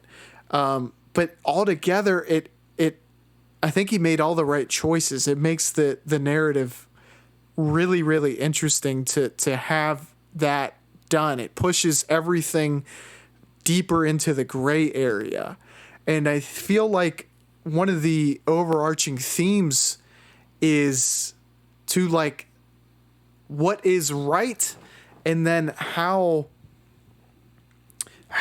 we kind of enforce these moral codes, because the law is a very loose, thought in this setting, and what actually is enforced kind of comes down to who has the means to enforce them. And that's like it's a kind of really interesting commentary on what Peckinpah was depicting. Yeah, it's kind of got that, Western flavor to it too. Like the movies we watch where, people are constantly taking justice into their own hands, and it's all about who can, draw their gun faster, or who, in this case, has the numbers to, kind of dominate a town because they're all a group that sticks together. And even when someone like the Major, who they all respected, is trying to stop them, even he can't do it when they've got their minds so set on killing this individual. And another thing, I think I kind of touched on this at the very beginning, but the way that I think he so brilliantly builds tension in this film is because I think the reason I was basically so on edge is because the violence, the way it erupts, is not like you would think in a normal movie where it's instant. It's like he takes these calm situations, these could be, wholesome or talk, like the little play and church thing they're watching, where that develops into, bunch of, she's thinking about the assault, and she's almost about to have a breakdown, and that's super tense. And at the same time, you have that girl, his daughter, wandering around and trying to take a walk with a bunch of different, with Dustin Hoffman's character, and then with the kind of mentally impaired character, and it's all these things happening at once, and the way it builds is kind of a lot like how it would in real life. It's kind of like something develops a little bit. It's not usually someone just pulling a gun out. I mean, that does happen, but the way these situations escalate is, I think the way it's realistically depicted is, part of why I was so tense throughout the film. Mm-hmm. Yeah, this film is able to really keep the tension alive for the majority of the film. There's constantly a conflict that feels brewing. This movie is a perfect example of like a powder keg, and it keeps piling and piling up. And when it finally explodes, man, that ending is just tremendous. I mean, it's. I think maybe 30 minutes of just ramping up, and a tremendous climax. Two really, I guess, interesting things that I want to throw to you, Matt. One more specific than the other, but the first thing is that Hoffman has been pushed to the wall, but he has the capability. It's like the tides have turned to where he became the person, despite being outnumbered, to enforce his moral code, or to be able to inflict the damage to uphold what he thinks is right in this situation, which delves deeper into that Western style of justice that you were speaking on. And I find it really interesting because the decision Peckinpah decided to make and have the guy he was defending be guilty, it feels like he's trying to comment on a misguided sense of justice. And secondly, I think the movie ends between there's just a short exchange. Dustin Hoffman is driving the child murderer in his car, and obviously he does not know this yet. And because he is, I believe, mentally impaired, he says, I don't know which way is home. And Dustin Hoffman says, me neither. And it felt very poignant, and I don't know fully what Peckinpah was trying to say with that. Have you any thoughts on that? Yeah, maybe it felt to me like throughout the course of the film that Dustin Hoffman was just not happy with anything about where he was. It was like he couldn't. It was like kind of like all he wanted to focus on was his, research, or what he was doing, working on his blackboard, and he just saw his girlfriend as constantly nagging him, um, constantly trying to get him to fit in with these people that I don't think he respected at all. Mm-hmm. He seems to just see them as like lower than him or stupid, and I feel like like that feeling of maybe you can get of not fitting in somewhere, and he seemed like he was getting more lost in just the world, and no one was really treating him with much respect either. It was kind of like they all saw him as lower on the food chain also. And so I think, after he has his breakdown and at the very end of the film, he is completely confused about who he is as a person, because he is the type of guy that obviously would never have seen himself doing what he did. And it's this is partly because of how good the performance is from him, but at the end, the way he's acting and talking, like right when he says something like, I just killed all those people, and then the other guy comes out, it's like, not only did they all get killed in kind of a weird fashion, like a lot of them kind of killed each other or ended up doing something to themselves.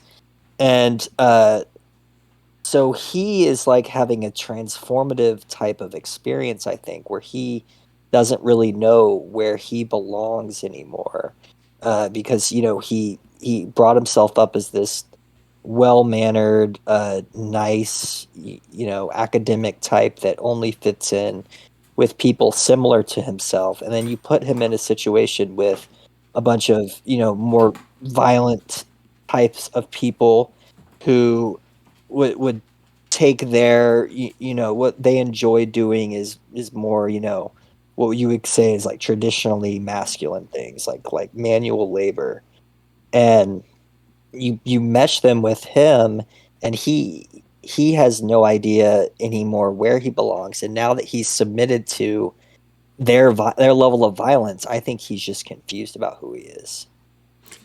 I agree with you, and this movie is very similar with one important distinction I will mention at the end to a movie that we watched and discussed together, and that is The Man Who Killed Liberty Valance.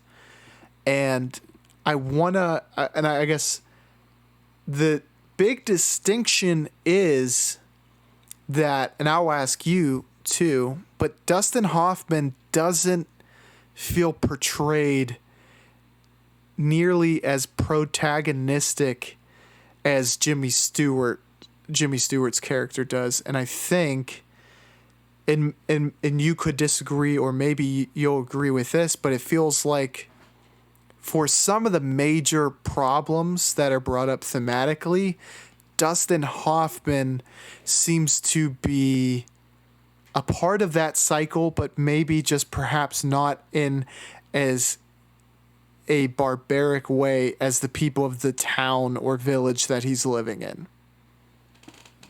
Yeah, like when I think of Liberty Valance, I think of of course the ending where isn't really even Jimmy Stewart isn't even really the one that ends up shooting, and also Jimmy Stewart kind of keeps his character, I would say, and I'd say that's more of the old Hollywood way of portraying things. He really is the protagonist, and while he doesn't fit in with the town in that film, it's not his he doesn't really have that breakdown. He doesn't submit to their level completely, and that's shown through him not being the guy that really fires the bullet. It's kind of like he's somehow kept his good morals.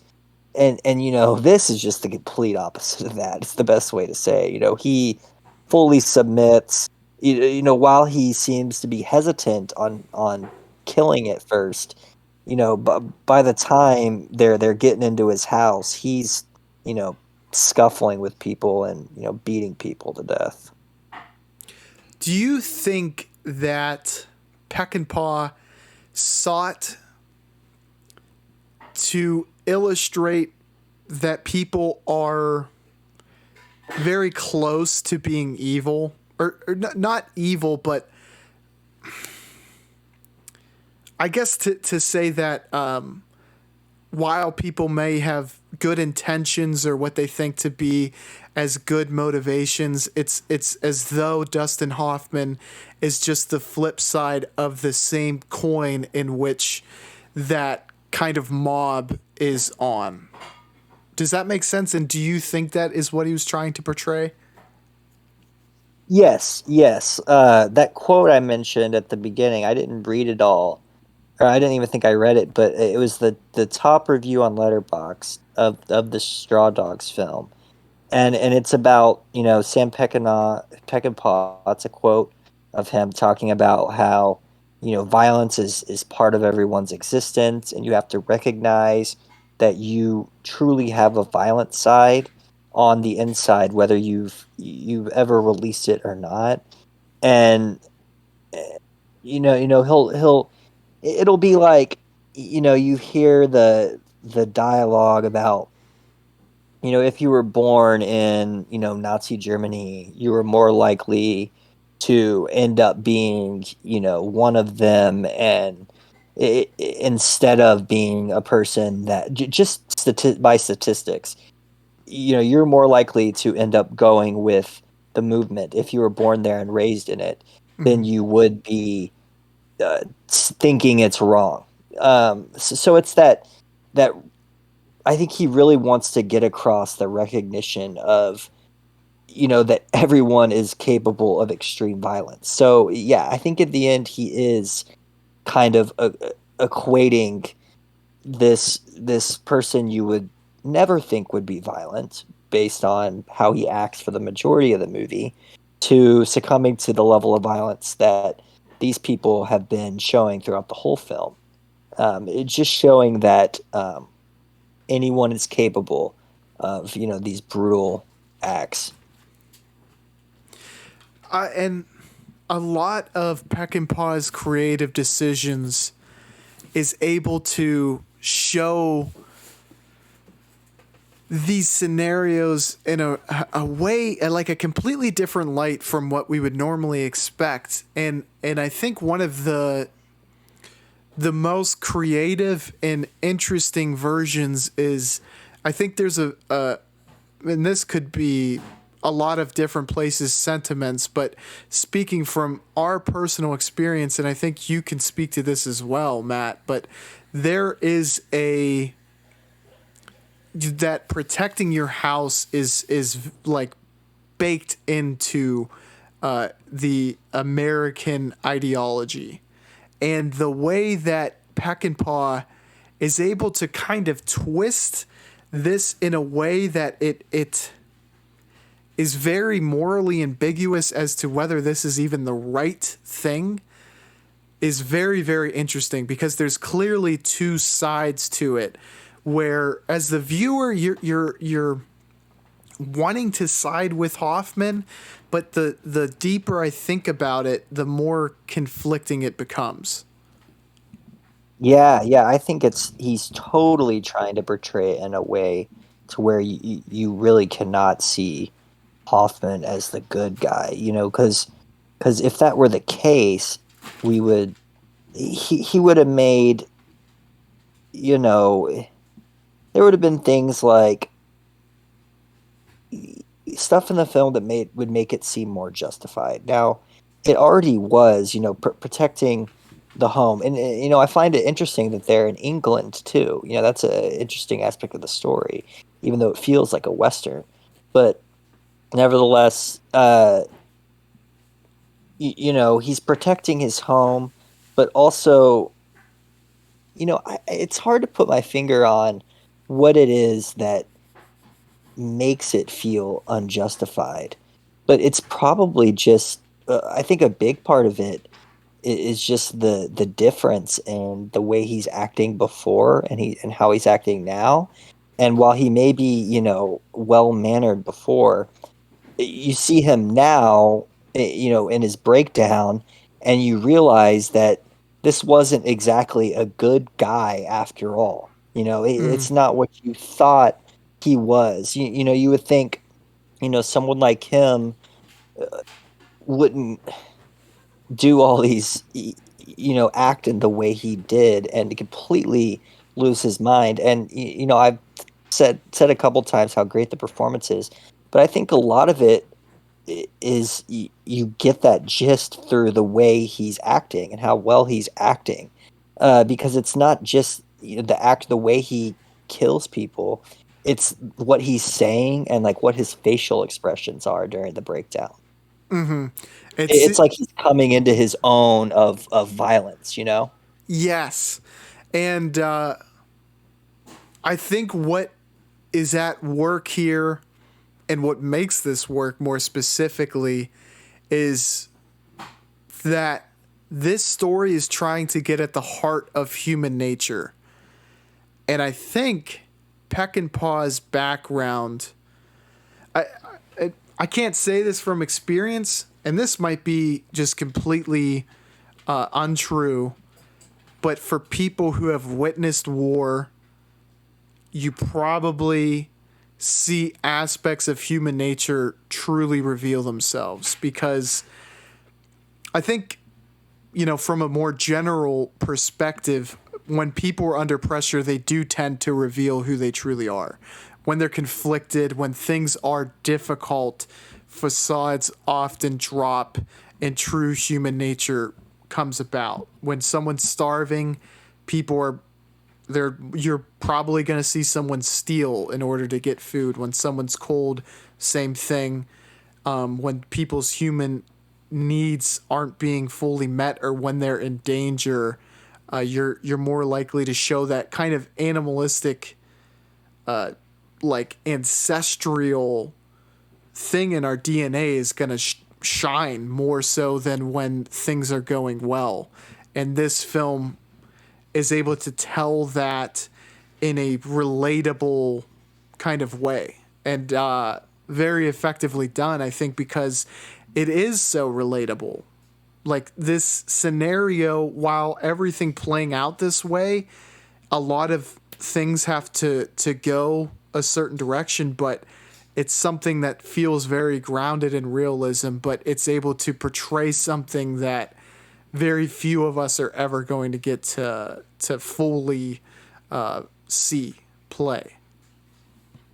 Yeah, yeah, it's I think there are other films. I can't think of any right now that touch on the same kind of themes. But I think another way to put it is just someone who's really, really out of their comfort zone. Like you could take the same character and live with them in the wilderness. With having to say like survive on your own, just you two for a few weeks. Their true nature is going to come out, and that true nature uh, or however you want to term it, is I think really what Peckinpah was getting to in this movie, what he's trying to show. I absolutely agree. Matt, I want to ask you: is there any other things that you want to touch upon that you don't think we've really covered yet? No, I think we talked about just about everything. I mean that we already discussed it once, but I think the big themes are the breakdown, and also the way she reacts to being sexually assaulted is Mm. a huge theme that I think is it's so the movie's so great because you can get so much out of it. You could take Dustin Hoffman's character and learn so much about reality through that, and you can do the same with uh his girlfriend's character and how she's reacting to the situation and how she's getting treated by the entire town.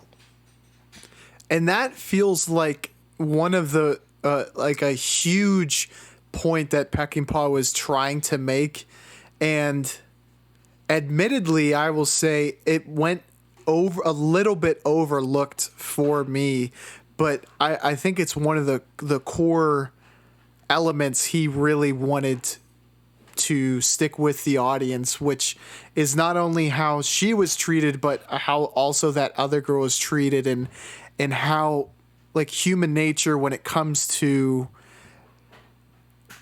sexual nature can oftentimes be very brutal and violent and aggressive, and how in like that is almost one of and as you become more civilized, which is like not great way, but the way I'll kind of word the character that Hoffman is trying to portray, it evolves with that, and it doesn't mean like his treatment of her is better from the sense that he's not sexually assaulting her, but he's also not treating her great too.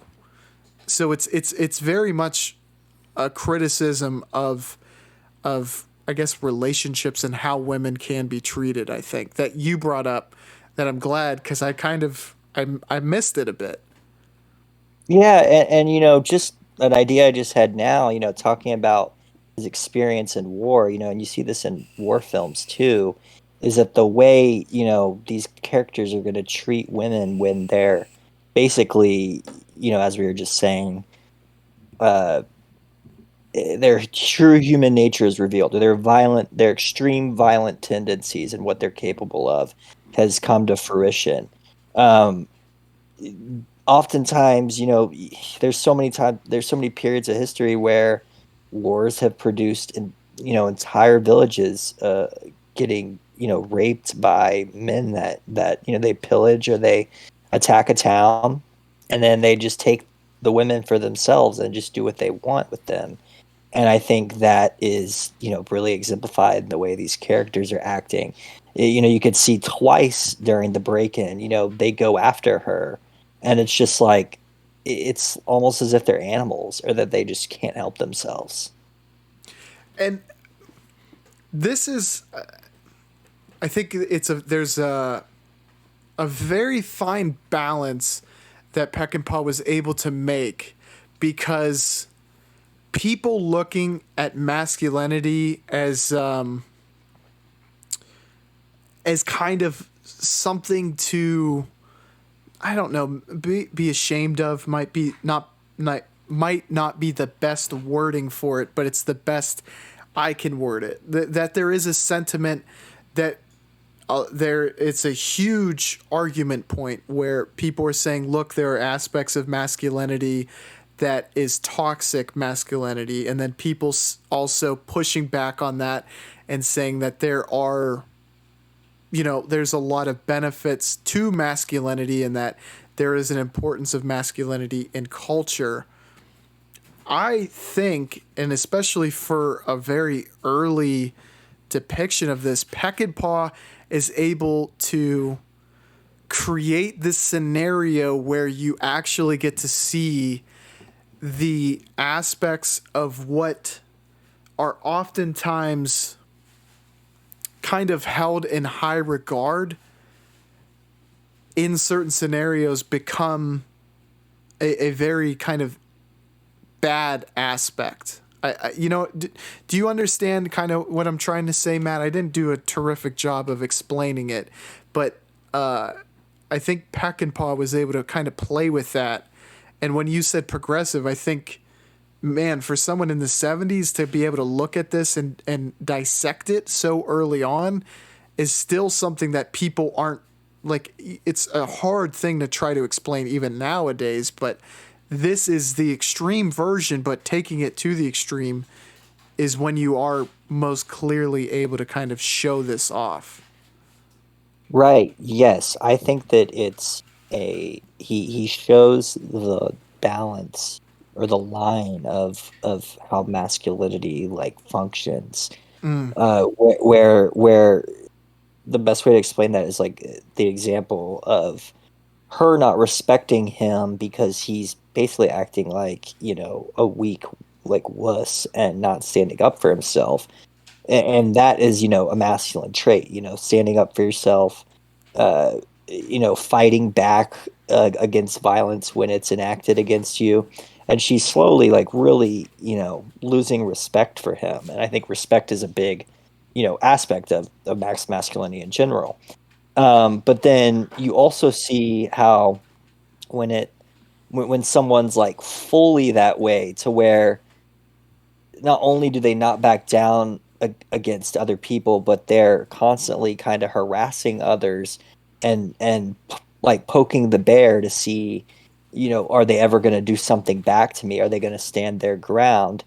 And it's that where it goes way too far, and it's not it's more than just harassment. It's constantly taking what you want and not having respect or empathy for other people at all, which I think he shows how there's this line, or there's this, there's a category of zero, which doesn't work either, like having zero masculinity, and then you know too much to where it's toxic, to where you're constantly uh you know inflicting violence and creating bad situations for everybody. I completely agree. Matt, I want to ask you, and your one for your rating, and your rating might give it away, but for your rating, and then do you have a preference between these two movies? Because it's a very close call for me. Yeah, so yes, the rating does give it away. At first I was thinking, 4 stars, and then, but I think the way it played out at the end made me bump it up to 4.5. I preferred this film just because I just felt a little more engaged. Mm, I enjoyed the story of the other one a lot, but I would say, maybe it was also because the other one was a bit longer, mm. and I thought, some of it wasn't necessary to to the ending, and so I didn't lose interest, but in the middle of the Wild Bunch, I kind of was like, where is this going? And I think the reason I prefer this movie is because I was always like, okay, like this is going somewhere crazy, and I was constantly kind of engaged in that aspect of the film. I agree with you. And I want to speak further to that. I gave this one a 4, which I guess makes it, why it is close in my head. But I will say, I think as far as what the Wild Bunch does better, I do think that the action sequences are more thrilling, and you're able to do that just because it's such a large cast and you have such large stage action being, depicted. But this film feels a lot more focused and thematically, and as far as what Peckinpah's trying to get across, he's able to say a lot more clearly. And I do think that is probably the reason I would say I prefer Straw Dogs just a little bit more, but they're both really, really well done, I think. But this one, I think it has a lot to say. And I guess from a broad strokes perspective, Peckinpah as a director, I want to get your thoughts, but I'll just start by saying I think I underestimated what I was gonna get from him coming in. I really thought that he was gonna be the type of director that was able to really nail these sequences. He was really well known for violence, and that it wasn't gonna be too much more. But as far as he's a director you can really read a lot into. I did not expect that whatsoever. Yeah, I didn't expect there to be such a like I expected the films to be violent just because of what I had heard of them, but I didn't expect kind of like what you said, like a meta commentary on violence itself. And I think that makes for a great discussion. And also, the those types of themes, you kind of see them in other films, especially around this era and like the Vietnam era. But I think he does it so explicitly through not only the extreme violence that you see in the movie, but that it being so extreme, and that also being like the central theme is Straw Dogs would, for example, is the themes basically, how someone could succumb to violence and how everyone has a violent side. And I think that you know this is probably one of the or the best movie I've seen about that, you know, discussion point.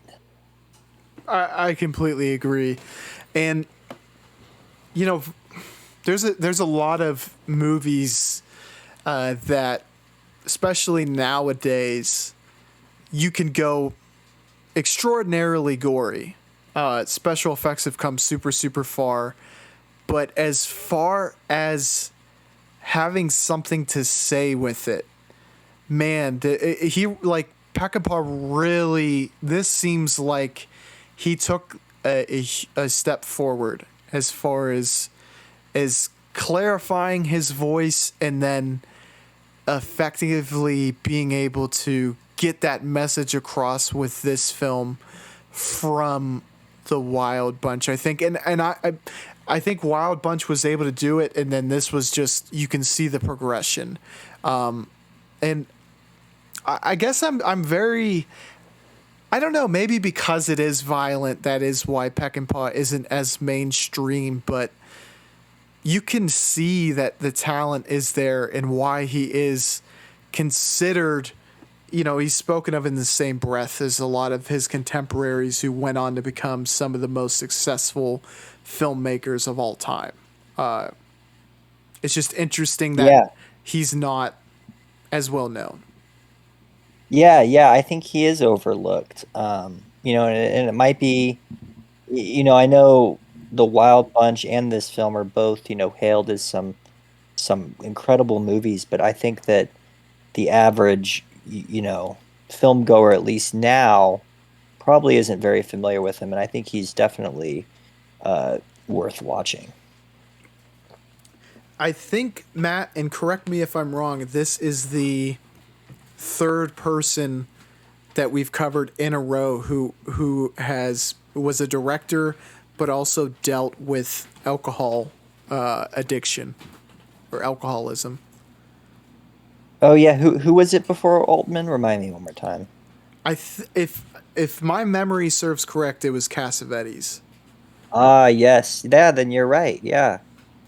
And I feel like I don't know. That's just, it's a very interesting thing because a lot of directors nowadays, at least I don't know very many directors now, or the ones who go on to have long successful careers that can still come out with movies now, but they are the ones who had their careers cut short for whatever reason. And there is, I don't know, there is a romanticism of that. I would say when someone's career is cut short, you always remember them for their greatness. And I think Peckinpah, maybe to a lesser extent, because there was people had said, I don't know this, I haven't seen all of his films, but that there was a actual decline in his work because it began to affect his work. But you can tell he was very, like, the conflicts that were creatively inspirational for him also impacted him so deeply that I think he had to self-medicate. And that's kind of, it is interesting to look at it, but tragic as well. Yeah, I agree. I think that he's self-medicating through his films in the same way that Cassavetes is. And you can see perhaps how personal these these criticisms and themes are to them, because of the lengths they went to medicate as well. Yeah, yep, yeah.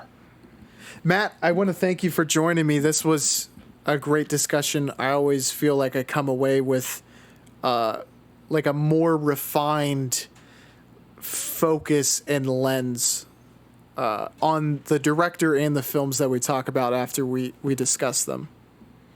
Yeah, I do too. We really get to like flesh out, the themes and what the movies mean and all like what the director's inspirations or reasons are for making the movies. And I think that it makes it more meaningful, to me personally too. I agree. And one question I kind of want to ask you before we sign off,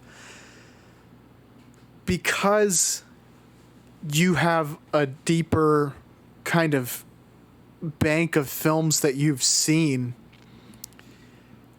how ins- inspirational do you think Peckinpah was to the style of the 70s, and also in your pantheon, not only how important, but how much do you enjoy him, I guess, compared, because there are, so many great works in the 70s and so many great directors.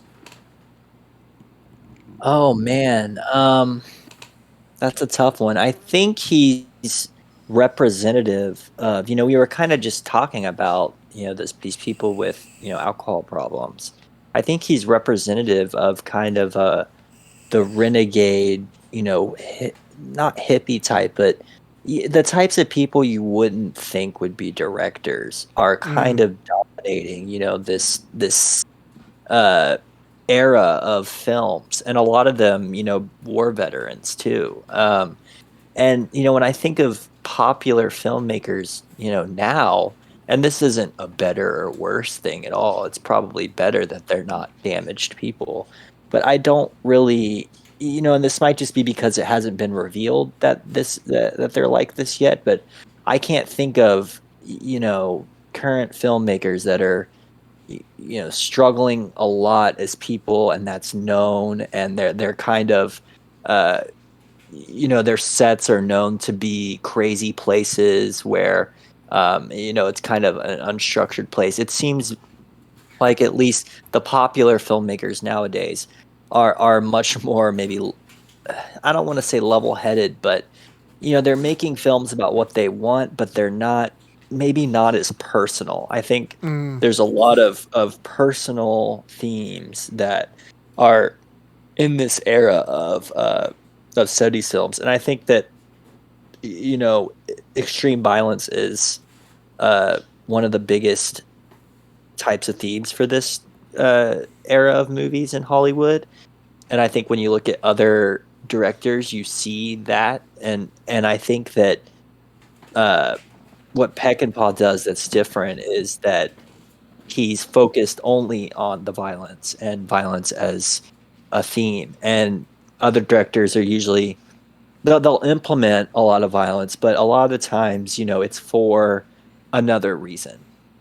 Yes, and this was a point that I forgot that I wanted to bring up earlier.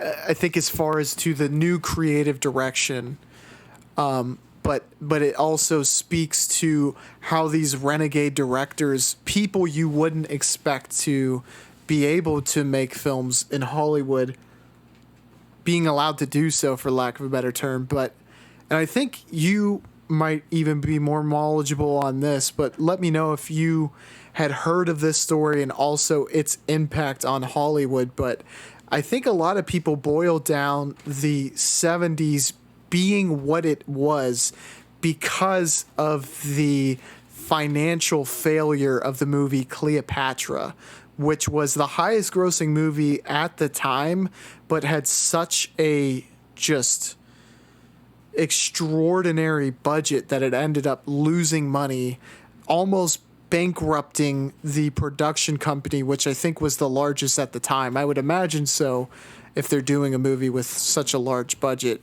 But this forced Hollywood's hand to where they needed new directors. They needed a completely new stock of directors, so because they would ultimately be less expensive, which led to just this school of directors coming in, having these unique voices, and then creating what we now look upon as one of the best decades of movie history.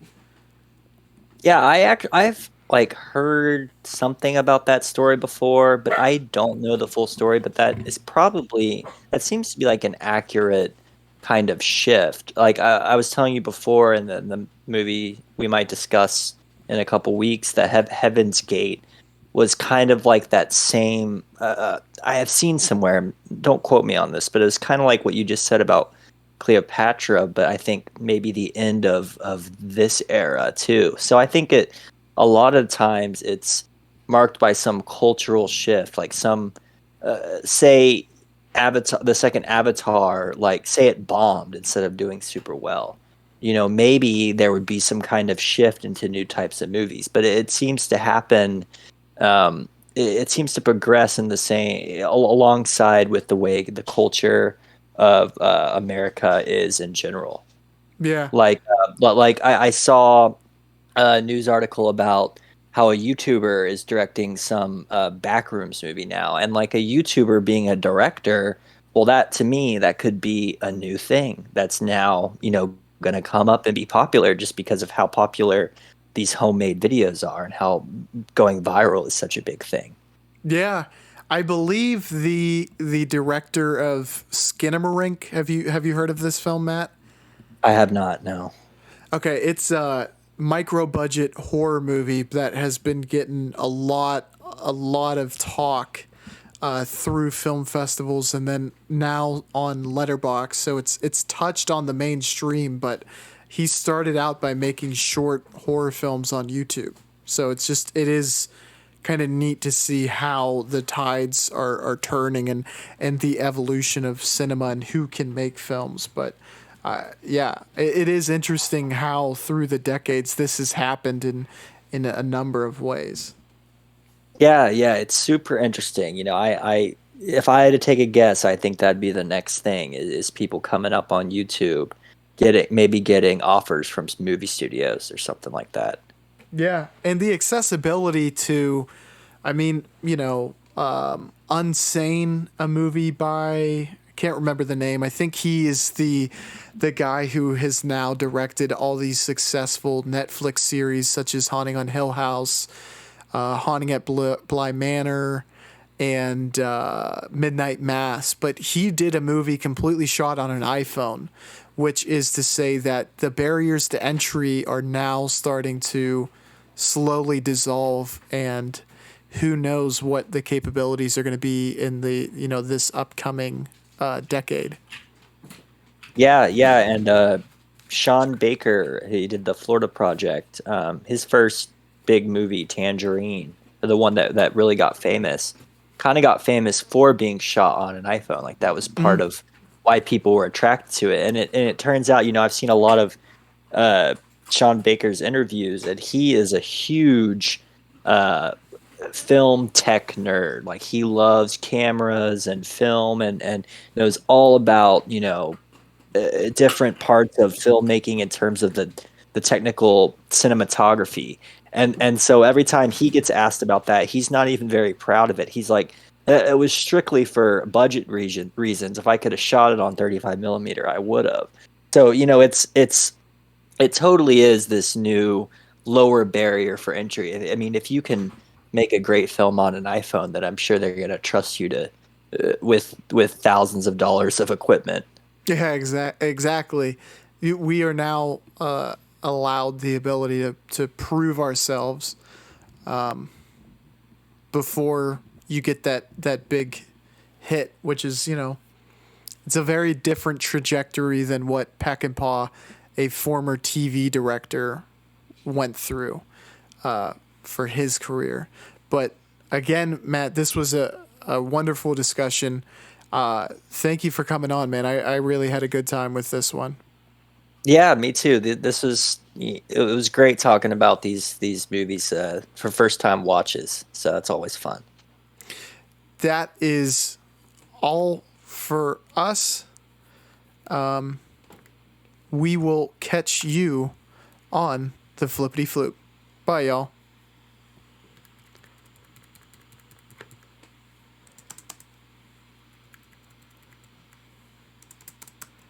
Okay. For some reason, I'm not able to exit out of PowerPoint. Okay, there we go. And we are now done recording.